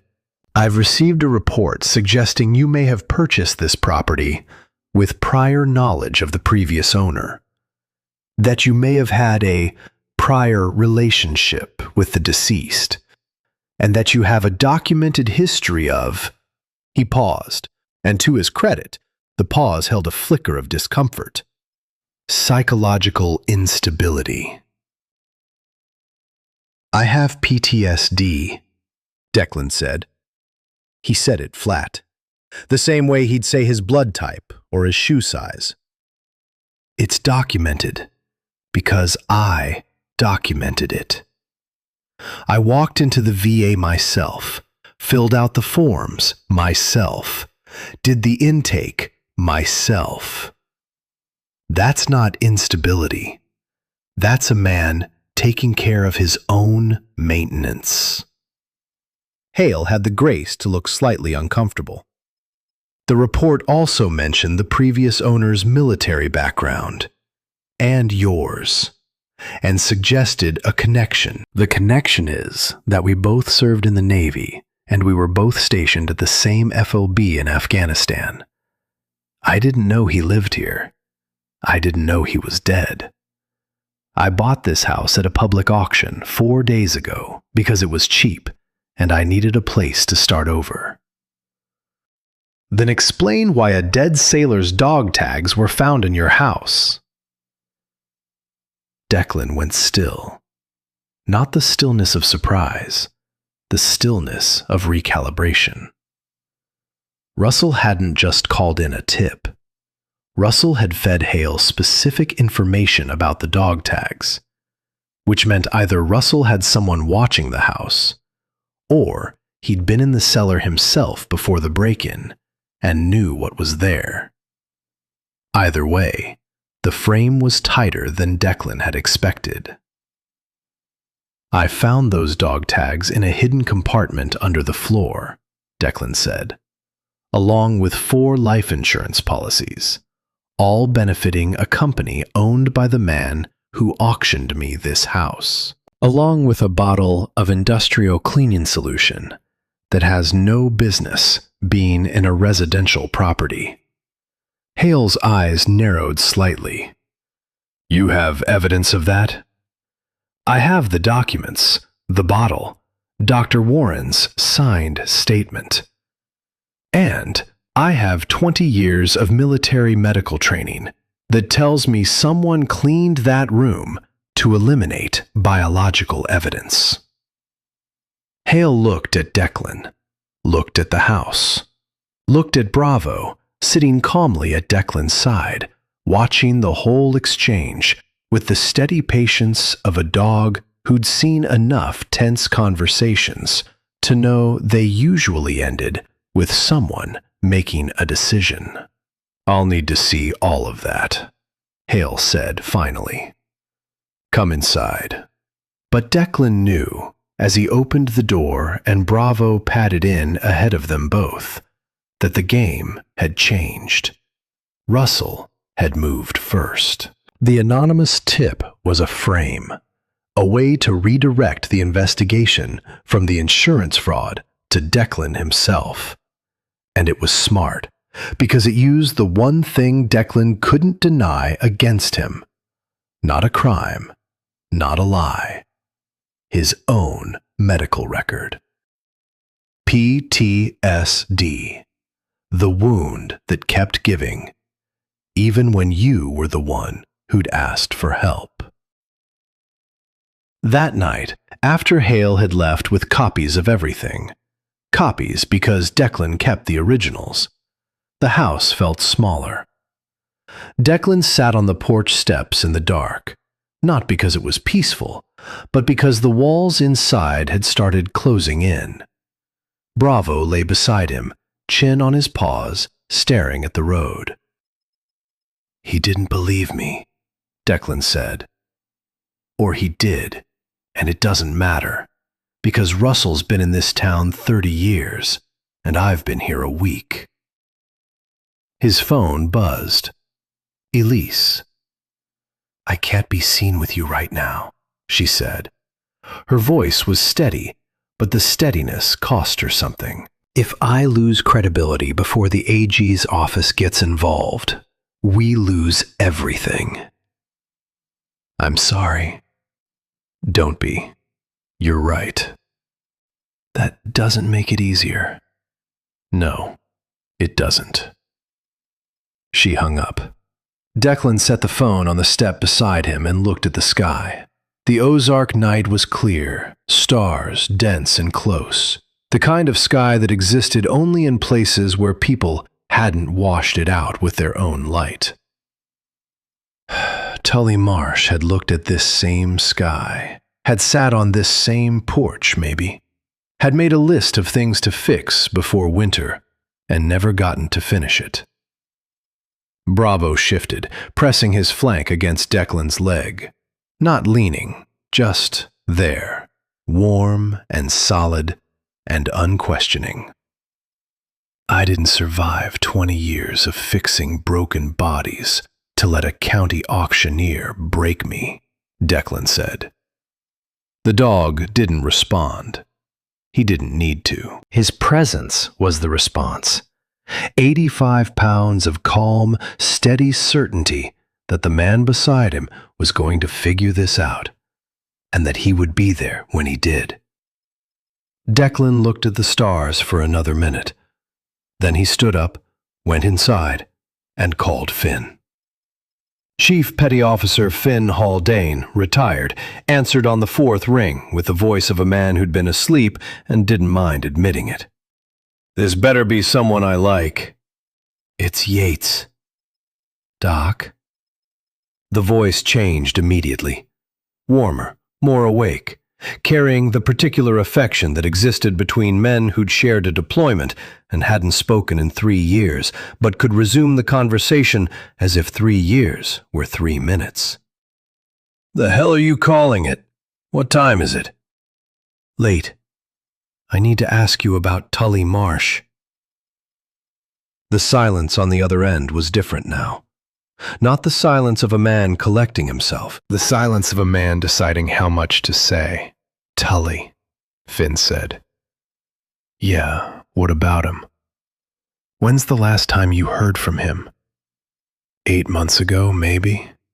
He'd been out in Missouri, bought some property, Uncle's old place, was fixing it up. Sounded good, actually. Sounded like Tully. He was always the one who had a plan. And then? And then nothing. Stopped answering his phone, stopped replying to messages. Finn exhaled. "I figured he just wanted to be left alone. Some guys do after they get out. You build your quiet. You don't want anybody knocking on it." He didn't want to be left alone, Finn. He was killed. "What?" Declan told him. Not everything. Not the chemical analysis. Not the insurance scheme. Not Russell Payne's name. Just the facts that mattered. He'd bought Tully's house. He'd found Tully's dog tags hidden in the foundation. The death certificate said natural causes, and the floor said otherwise. Finn was quiet through all of it. When Declan finished, the silence held for another 10 seconds. "Tully talked about you, Doc," Finn said finally. His voice had gone rough, the way voices went rough when the muscles in the throat tightened around something that wanted to come out as a different sound entirely. Said you were the only one who was straight with him. Said most people at Dwyer treated support like furniture. But Doc Yates actually looked you in the eye. I barely knew him. He knew you. That's the point. When we lost contact, I told myself it was just Tully being Tully, going quiet, building his thing. I should have driven out there, should have checked. But you tell yourself a story that makes the inaction feel reasonable, and you keep telling it until you believe it. You couldn't have known. Maybe not, but I could have asked. Finn cleared his throat, the sound of a man pulling himself back from an edge he hadn't expected to reach at 2 a.m. What do you need from me? Confirmation that he was alive and in Missouri 8 months ago, independent of the death certificate. Someone who can verify his identity if this goes to a state investigation. You've got it. Whatever you need.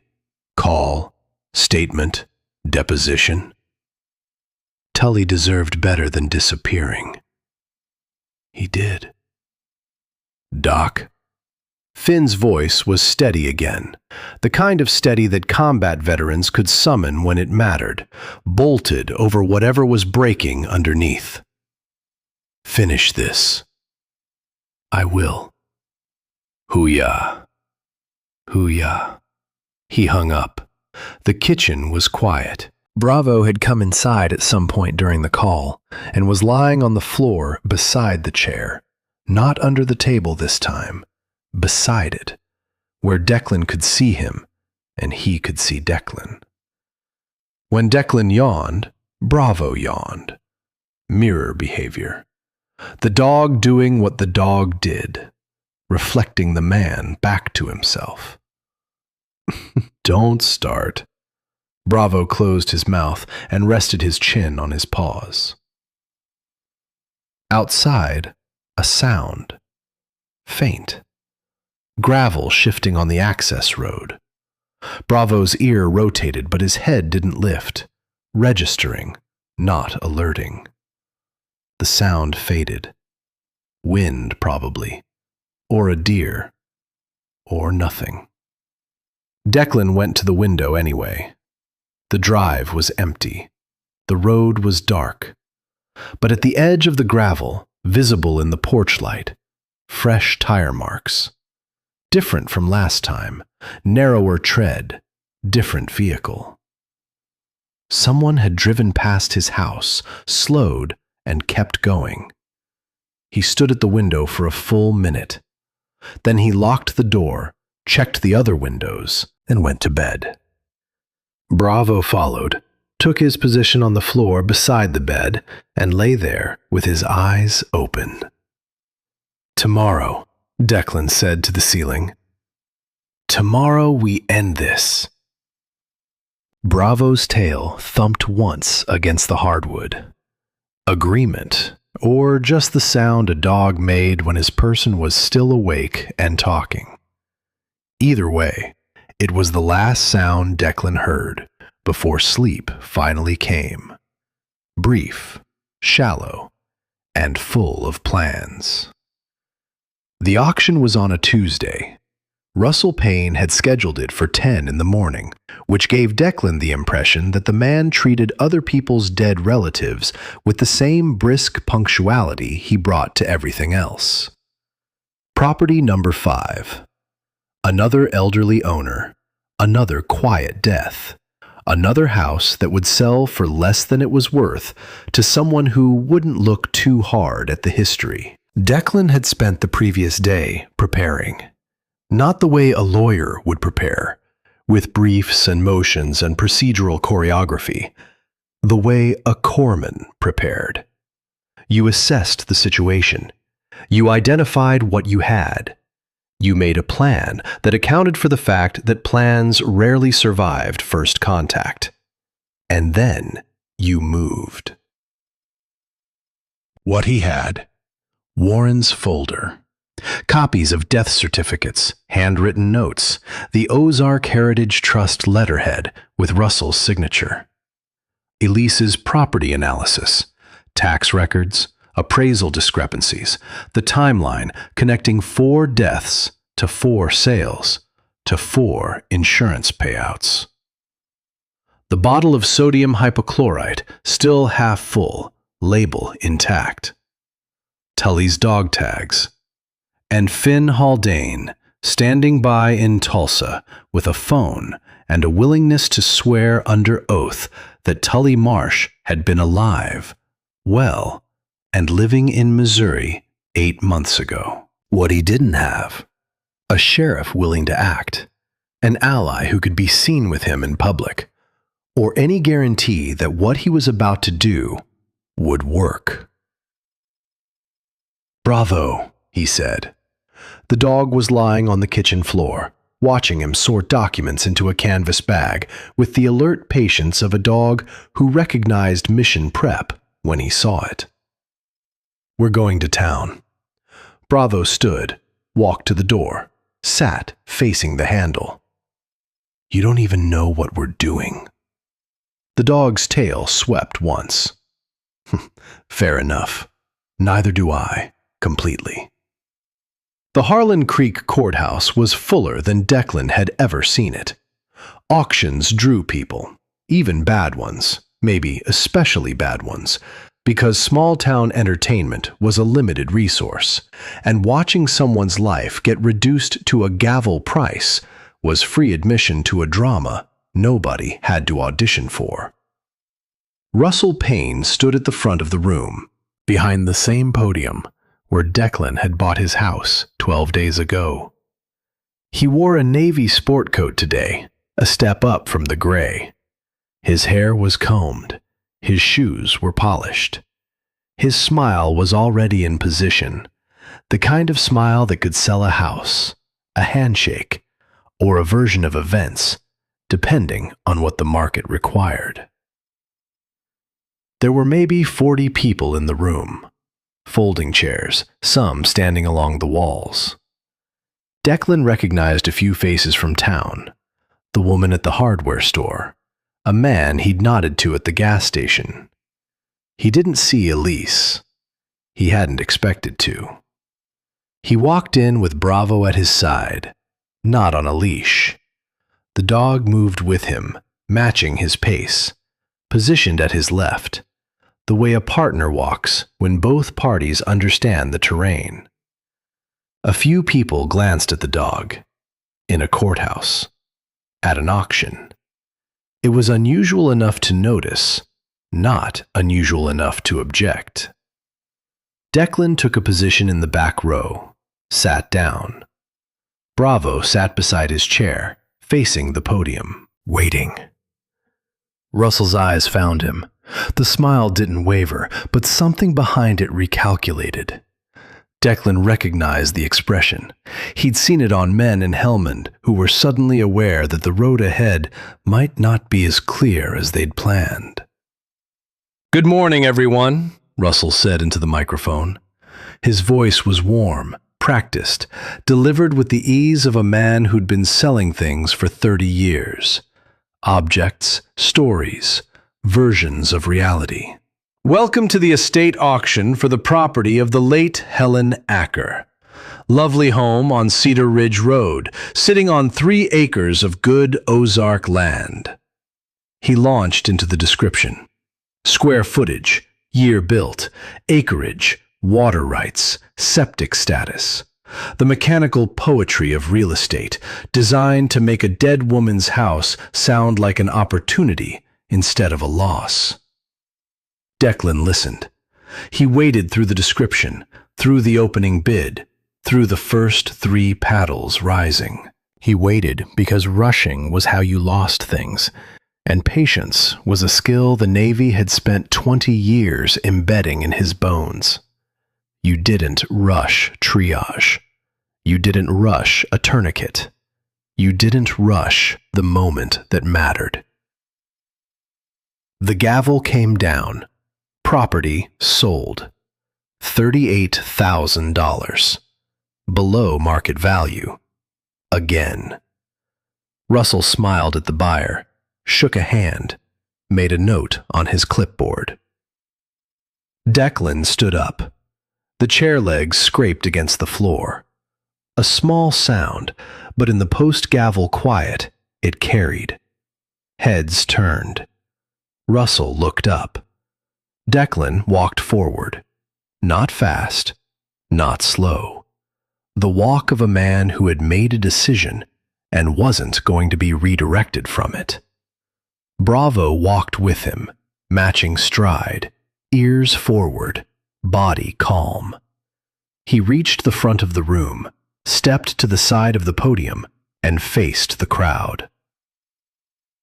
"Before you sell the next one," Declan said, "people should know how you get your inventory." The room went quiet, not the polite quiet of people waiting for the next item. The startled quiet of people who had just realized they were no longer at an auction. Russell's smile held. Credit where it was due. The man was fast. "Mr. Yates." He said the name the way you said the name of a child who'd interrupted an adult conversation. Patient, amused, slightly condescending.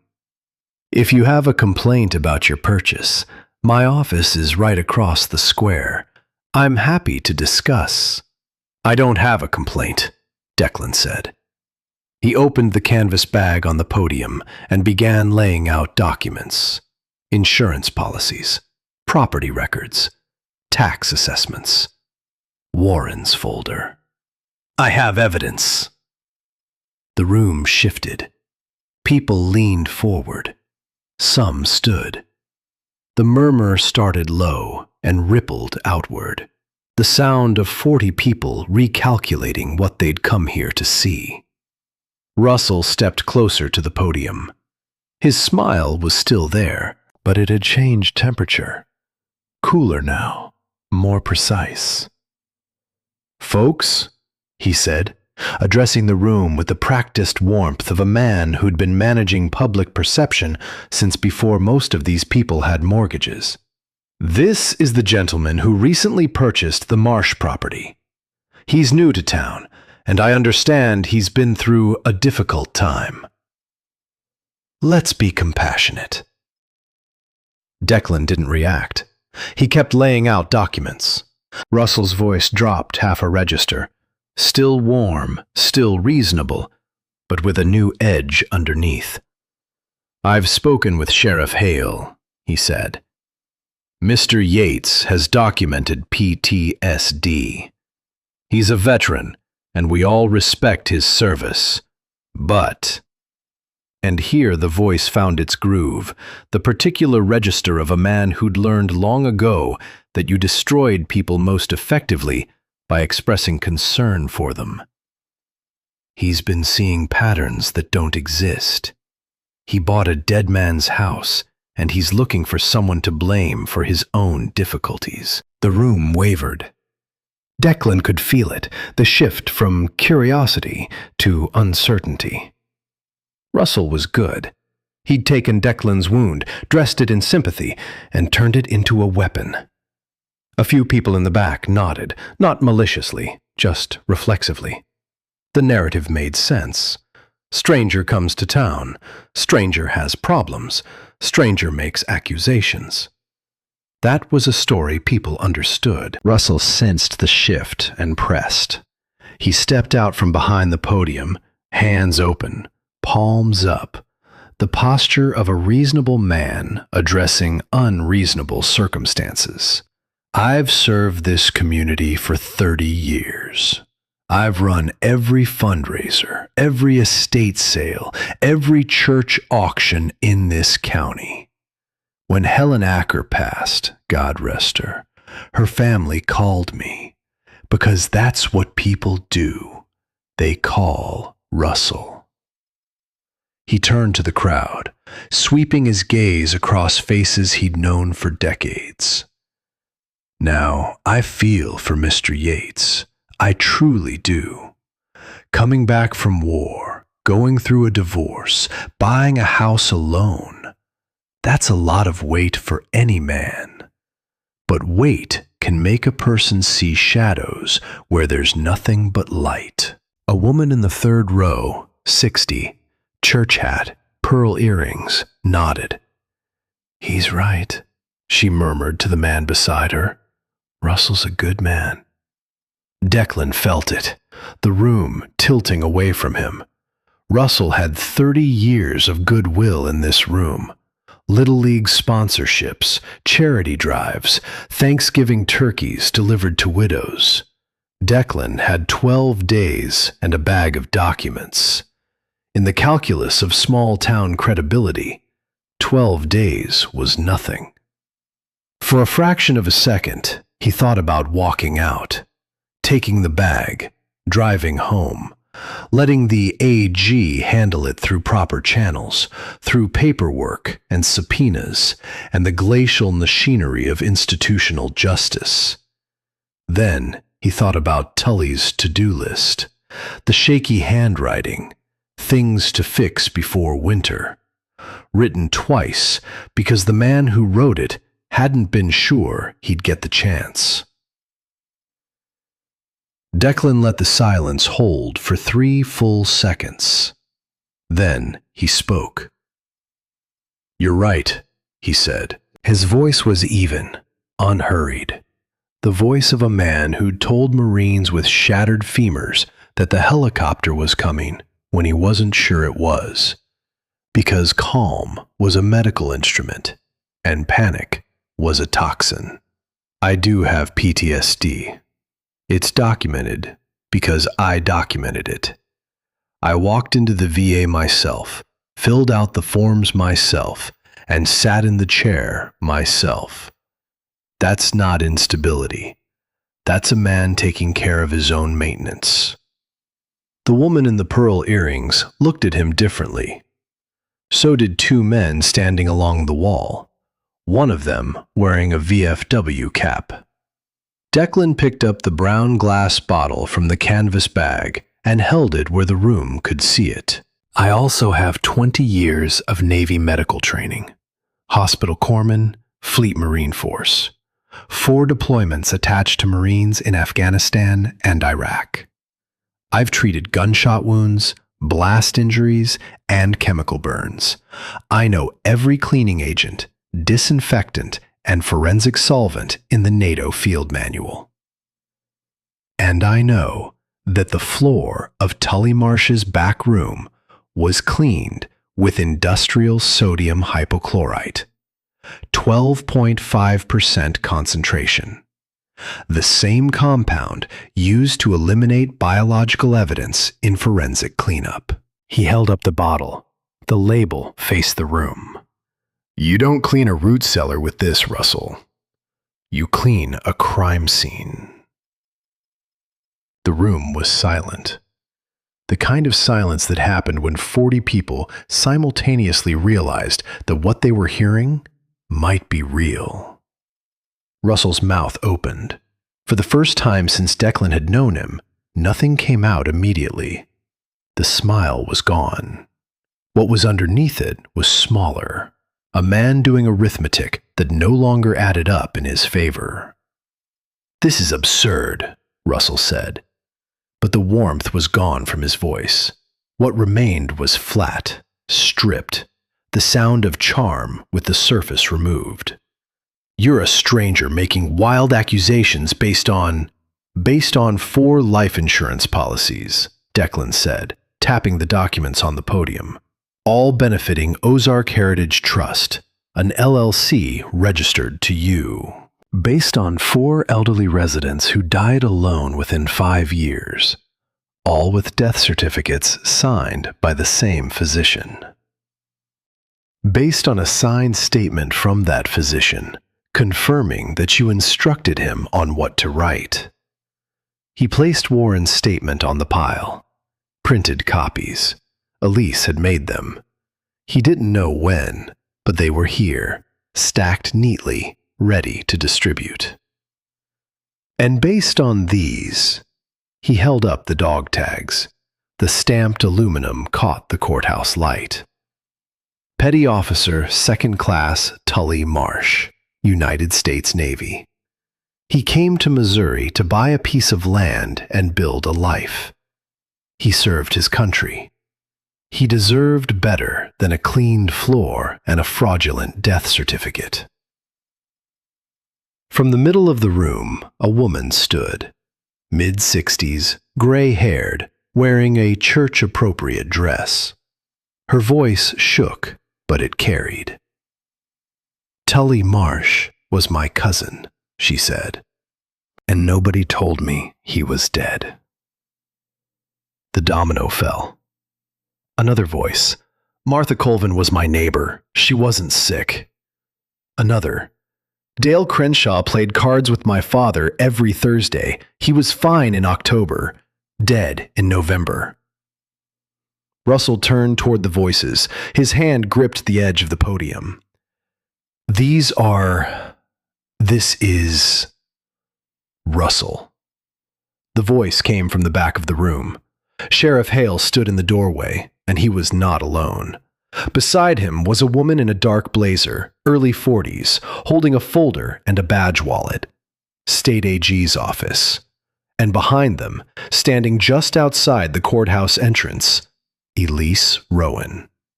She wasn't inside. She was where she'd said she'd be. Outside the room, outside the frame, doing the work that mattered from the position that preserved her credibility. She'd contacted the AG. She'd compiled the analysis. She'd made the call. She hadn't run. She'd repositioned. Hale walked forward. His face was set. The face of a man who had been careful for 20 years and had just decided that careful was no longer the correct posture. "Russell Payne," Hale said. "These folks from the state would like a word." Russell looked at Hale, at the AG investigator, at the room full of people who were no longer his audience, but his witnesses. His hand released the podium. "I want my lawyer," he said. It was the smallest sentence Declan had ever heard him speak. 3 words. No smile, no charm, no warmth. Just a man who had run out of every tool he'd ever used and was left holding the one thing that remained, the acknowledgement that he was in trouble and knew it. They let him out. Not in handcuffs. That would come later, if at all. Just 2 officials flanking a man in a Navy sport coat, walking through a courthouse that suddenly felt larger than it had 10 minutes ago, as if the walls had been holding their breath too. The man who had just bought Helen Acker's property stood near the back of the room, paddle still in his hand, looking at the receipt he'd been given 20 minutes ago, with the expression of someone who had just realized the bargain he'd gotten might have been purchased with someone's life. He set the paddle on a chair and didn't pick it up again. The woman in the pearl earrings, the one who'd nodded when Russell called himself a good man, was sitting very still, her hands folded in her lap, staring at the empty podium. She didn't look angry. She looked like someone who had just discovered that a thing she'd believed for 30 years had a different shape than she'd been told. Hale stood near the door, watching Russell leave. His face carried something heavier than duty, something that looked like the specific exhaustion of a man who had spent 20 years choosing careful over correct, and was now seeing the bill for that choice laid out on a courthouse podium in black and white. He turned to Declan. "I should have listened," he said. It was the first time Hale had spoken to him without the protective layer of procedure between them. "You're listening now. That doesn't fix the ones I missed." "No, it doesn't." Declan met his eyes. "But it might fix the next one." Hale held the look for a moment. Then he nodded, once, sharp, the nod of a man accepting a weight he'd been trying to put down, and followed the AG investigator out. The room stayed buzzing for another 15 minutes after Russell left. People talked in clusters, voices low, hands gesturing, the turbulent sound of a community discovering that something had been living underneath their ordinary life, something they hadn't seen, because seeing it would have required asking questions that nobody wanted to answer. Tully's cousin, the gray-haired woman who had stood up in the middle of the room, found Declan near the podium. Her eyes were red, but her voice was steady. "How long?" she asked. "How long was he gone before you found him?" 8 months, maybe longer. She pressed her lips together. "I sent him a Christmas card last December. It came back. I told myself maybe he'd moved. You couldn't have known."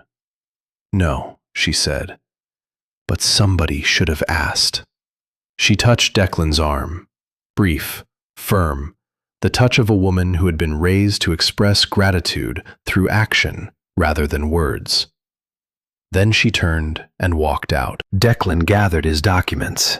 His hands were steady. They'd been steady through the whole thing, because that was what 20 years of medicine under fire taught you. Your hands worked, even when the rest of you was shaking. Bravo sat beside the podium, exactly where he'd been throughout. He hadn't growled at Russell, hadn't barked, hadn't moved. He'd simply stood there, positioned between Declan and whatever came next, with the quiet authority of a dog who understood that his job wasn't to fight. His job was to stay. Declan looked at the dog. "Good boy," he said. "Let's go home." They walked out together, past the folding chairs, past the murmuring crowd, past the empty podium where Russell Payne had stood 10 minutes ago and sold a dead woman's house for less than it was worth. Outside, the April sun was warm.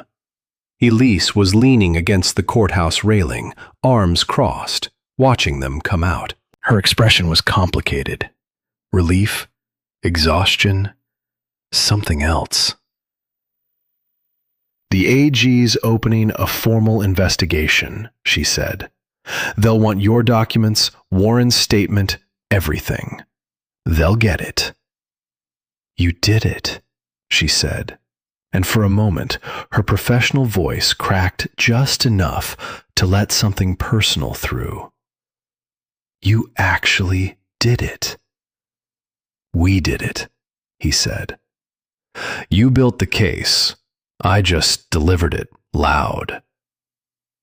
"That's generous." "That's accurate." Bravo stood between them. He looked at Elise. He looked at Declan. Then he sat down, precisely midway, and yawned. "Your dog," Elise said, "has an editorial opinion about everything." "He's not wrong, usually."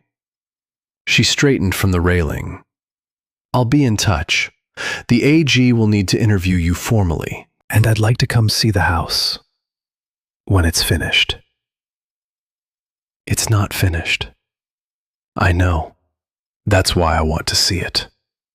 She walked to her Subaru. Declan watched her go.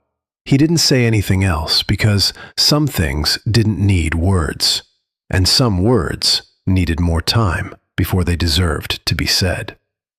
He opened the truck door. Bravo jumped in. They drove home. 3 weeks passed. The investigation moved at the pace investigations moved. Slowly, thoroughly, with the grinding bureaucratic patience that Declan recognized from every VA claim he'd ever filed. The AG's office sent investigators. They interviewed Warren, who provided his folder and his testimony, and wept through most of it. They interviewed Tully's cousin, who had questions nobody had ever bothered to answer. They pulled records, subpoenaed insurance files, and opened 4 cases that had been closed before they'd started. Russell Payne was charged on a Tuesday. Fraud. Insurance fraud. 4 counts. The murder charges, if they came, would take longer. Forensic evidence was harder to recover from a floor that had been cleaned with industrial bleach, and the law moved slower when the victim had been dead for months and the accused had a lawyer who billed by the hour. Declan didn't follow the legal proceedings. That was Elise's world now, and the AG's. His world was the house. He worked. That was what he did. That was what he'd always done. When the ward was full and the stretchers kept coming, you worked. When the marriage was failing and the arguments kept escalating, you worked. When the silence after the divorce got loud enough to hear, you worked. The difference now was what he was working on. Not a wound, not a body, not a problem that belonged to someone else. His house, his porch, his fence, his floors. He started with the back room because that was where the worst of it lived. He pulled every board, numbered them, sanded each one individually, and relaid them in order. The hidden opening to the cellar he sealed with new mortar and stone, mixing the mortar himself, troweling it smooth, letting it cure for 3 days before he was satisfied. The work was slow. He didn't mind slow. Slow meant thorough, and thorough meant it would hold. The kitchen window went next. New glass, new putty, new trim. He spent an entire morning fitting the frame, adjusting it by fractions of an inch until the sash moved without sticking. A civilian would have called it obsessive. Declan called it squared away. In the Navy, good enough was a phrase reserved for situations where people were actively dying. In all other circumstances, you did it right. The well pump was a full day. He pulled the old one, cleaned the casing, installed a replacement he'd driven 2 hours to Springfield to buy because the hardware store in Harlan Creek didn't carry the right bore size.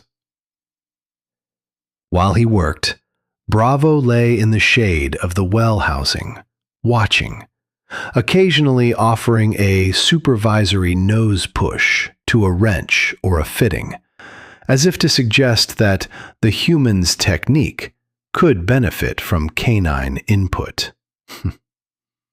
The porch rail he rebuilt with cedar, measured twice, cut once. The old carpenter's rule that applied equally to lumber and to field sutures. Each post he set plumb. Each rail he leveled. Each joint he fitted tight enough that a playing card wouldn't slide between the pieces. Cedar because cedar lasted. Pine rotted. Oak split. Cedar held. He was building something that would outlast him. That was new. For 20 years, his work had been temporary by nature. Patch the wound, stabilize the patient, move to the next one. Nothing he'd built was meant to endure. It was meant to hold until something better arrived. This was different. This was permanent.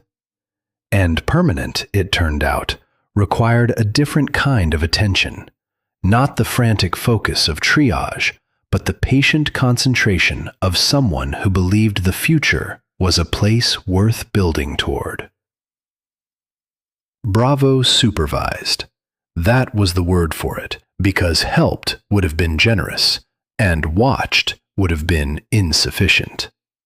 The dog moved through the house during renovations with the measured attention of a quality inspector, checking each completed repair with a sniff or a nudge, occasionally lying down in the middle of a workspace as if to say, "This area has been approved." He brought tools. This had become a thing. Declan would set the hammer down, turn to grab a nail, and find the hammer already relocated to a spot 3 feet closer to where he needed it, deposited there by 85 pounds of unsolicited logistics. The dog couldn't carry a level or a measuring tape, but he could carry a hammer, a rag, and once, memorably, an entire box of screws that he'd picked up by the handle and transported across the room with the delicate jaw pressure of a dog who understood that dropping things was unprofessional. "You missed your calling," Declan told him, watching the dog deposit a putty knife at his feet with surgical precision. "Should have been a dental assistant." Bravo sat, tail sweep, job done. Elise came back on a Sunday. She didn't call first. She pulled up the gravel drive, parked, and stood at the gate. The gate was new. Declan had built it the previous week. Solid posts, clean boards, hinges that would hold. Not fancy, functional. The gate of a man who intended to stay. He was on the porch, finishing the last coat of stain on the railing when he heard her car. He set the brush down and walked to the fence. Bravo trotted ahead of him, reached the gate, and sat on the inside, facing Elise through the boards. She looked different. Not in any way he could have specified.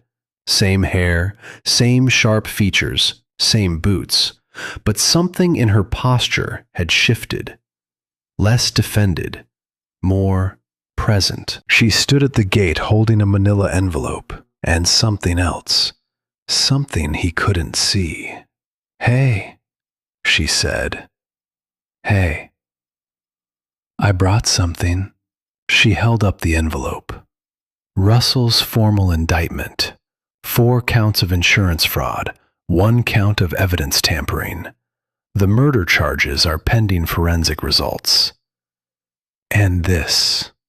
She pulled a second document from the envelope, typed, official, carrying the seal of the Missouri Attorney General. A formal acknowledgement from the AG's office that the investigation was initiated based on citizen evidence compiled by Elise Rowan and Declan Yates. She read the names as if testing how they sounded together. They cited my property analysis as the foundational document. "You built that while you were gone." "I built that because I was gone." She met his eyes. "When I told you I couldn't be seen with you, I didn't go home and wait. I drove to Jefferson City, walked into the AG's satellite office, and sat in a chair until someone agreed to look at my files. 3 hours. I sat there for 3 hours. The receptionist offered me coffee twice and suggested I make an appointment 4 times. But you stayed. I stayed. I got fired the last time I raised a flag and then walked away. This time, I raised the flag and ran toward it. Declan looked at her. The woman who had been let go for being right, who had spent 2 years pulling records on her own time, who had driven to the state capitol and sat in a waiting room for 3 hours because walking away was a thing she'd already tried and it hadn't worked. "You didn't run from me," he said. "You ran toward the thing that could actually fix it." That's a generous interpretation. That's the accurate one. She also held up a bottle of wine. Nothing expensive, The kind you bought at the grocery store when you wanted to bring something to someone's house, but weren't sure what the occasion was. I didn't know what you drink. I figured wine was safe. I drink coffee, but wine works. Can I come in? Declan looked at the gate he'd built, at the dog sitting on the other side of it, at the woman standing in his driveway with an indictment and a bottle of wine, who had been fired for telling the truth and had come back to tell it again. Yeah, he said, and opened the gate. Elise stepped through. Bravo stood, sniffed her hand once, a formality at this point, like a doorman checking credentials he already knew, and walked beside her toward the porch. The house looks good, she said, looking up at the new railing, the fresh stain, the porch boards that no longer sagged. It's getting there. You're staying. It wasn't a question. Declan didn't answer it like one. I'm staying. They sat on the porch, drank wine from coffee mugs because Declan didn't own wine glasses and wasn't going to pretend otherwise. Bravo lay between them, chin on his paws, eyes half closed, breathing the slow, even breaths of a dog who had decided that this particular moment was safe enough to rest in.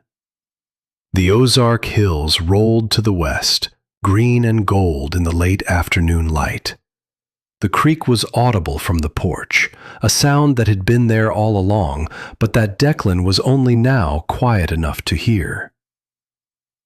This is good wine for grocery store wine, Declan said. It was $7. $7 well spent. They sat with that for a while. The comfortable silence of two people who had been through something together and didn't need to fill every moment with proof that they were okay. Bravo's ear twitched at a bird, then settled. Can I ask you something? Elise said. You've earned at least one. When Russell was talking in the courthouse, the PTSD speech, the part about you seeing patterns that don't exist. She paused, turned her mug in her hands. Did you think it would work? For about 10 seconds, yes. What happened after 10 seconds? I thought about a to-do list. He reached into his shirt pocket, the same pocket where it had lived since the day he'd found it, and unfolded the piece of paper. Shaky handwriting. 2 lines. Things to fix before winter. Tully wrote this. Or maybe Edgar did. Doesn't matter. It's a list made by someone who was planning to stay. A man who writes a list like this isn't a pattern. He's a person. Elise looked at the paper, reached out, touched the edge of it, and pulled her hand back. You've been carrying that since the first day. My grandmother used to say that the measure of a person isn't what they carry, Elise said. It's what they refuse to put down. Declan folded the list and put it back in his pocket. He didn't respond. Some sentences arrived already complete, and adding to them only made them smaller. What was he like? Elise asked. Thule. Declan thought about it. Not the facts. He had those. The feeling.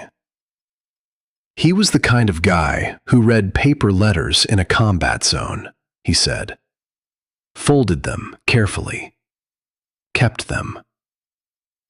He had a plan. Always had a plan. Most guys over there were just trying to get through the day. Tully was planning the day after. The day after the deployment, the day after the uniform, the day after everything. He wanted this, Elise said. The land, the house, the quiet. He wanted this. Then he'd be glad you're here, she said. Declan didn't respond. Some things landed in a place where words couldn't reach them, and the only honest response was to let them settle. Bravo's tail moved once, slow, like punctuation. The evening cooled. Elise left before dark because they were both people who understood that some things needed time to build, and rushing was a way of breaking them before they started. She drove down the gravel drive, and Declan watched the taillights until they disappeared around the bend. He went inside. The house was quiet, clean, repaired. Every board he'd replaced, every nail he'd set, every surface he'd sanded, it was all there, solid and present, evidence that a man had been here and had chosen to stay. Bravo padded in behind him, nails clicking on the hard wood he'd sanded smooth. The dog did his circuit, kitchen, hallway, bedroom, back room, the nightly patrol, checking doors, sniffing corners, confirming that the world inside these walls was the same world he'd left 20 minutes ago. It was a habit Declan recognized because he had the same one. You checked your perimeter. You confirmed your exits. You made sure the safe place was still safe. The difference was that this time, it was. He went to the bedroom and opened the drawer of the nightstand. Inside, wrapped in the same cloth he'd found them in, Tully's dog tags. He picked them up, held them in his palm. The metal was warm from the drawer, which surprised him. He'd expected them to be cold, the way memory usually was. He turned the tags over, read the name again. Marsh, Tully R-U-S-N, a name that had traveled from a stamping machine at a Navy processing center to a mess hall in Helmand Province, to a tin box in a hidden room in Missouri. A name that should have been on a mailbox, on a tax return, on a library card. All the ordinary documents of a life lived in a place where people knew you. Instead, it had been in a hole, under a floor, in a house that someone had cleaned and sold and hoped would bury the evidence along with the man. He walked to the front door. Above the frame, on the inside, a nail. He'd set it there a week ago, knowing what it was for before he was ready to use it. He'd thought about where to put them. The bedroom, too private. The kitchen, too casual. The mantel, if he'd had one. The wall beside the door, where guests would see. He'd considered each location and rejected them all, because none of them was the right answer to the question the dog tags were asking. The question was, where does a sailor belong when he's finally home? The answer was, at the threshold, where everyone who enters has to pass him, where leaving and arriving happen in the same step, where the name is the first thing you see going out and the last thing you see coming in. He hung the dog tags on the nail. They clinked once against the wood, then settled. Marsh, Tully R-U-S-N. The letters caught the last of the evening light coming through the doorway. Not a shrine, a doorpost, a threshold marker. Every time he walked through this door, he would know whose dream had built it, whose plan had brought him here, whose name hung above the entrance to the life Declan was building on the foundation Tully had laid. He stood there for a moment. He didn't pray. That wasn't his vocabulary. But he stood still, and he was quiet, and he let the weight of the dog tags mean what they meant without trying to translate it into something smaller. Tomorrow there would be depositions, phone calls from Finn, updates from Elise. The machinery of justice doing what machinery did, grinding slowly, loudly, in the direction of something that looked like accountability, even if it never quite arrived at closure. The Acker family would have questions. The other families would have more. The county would hold meetings. Newspapers would call. None of it would bring Tully back, or Martha Colvin, or Dale Crenshaw, or any of the people whose names had been reduced to line items in Russell Payne's accounting. But it would mean that someone had asked. That someone had looked at the floor and seen what was under it. That a sailor's name had been spoken aloud in a room full of people who needed to hear it. That was something. It wasn't everything, but Declan had spent 20 years in a profession where everything was a word you used in briefings, and something was a word you used in the field, where the gap between what you hoped to save and what you actually saved was the space you learned to live in. Behind him, the soft click of nails on hardwood. Bravo walked up and stood beside him, looking at the doorway. The dog's body was relaxed. His ears were forward. His tail began to move, not the uncertain wag of early days, not the single thump of acknowledgement. A full sweep, root to tip, steady and free, with no hesitation in it and no memory of restraint.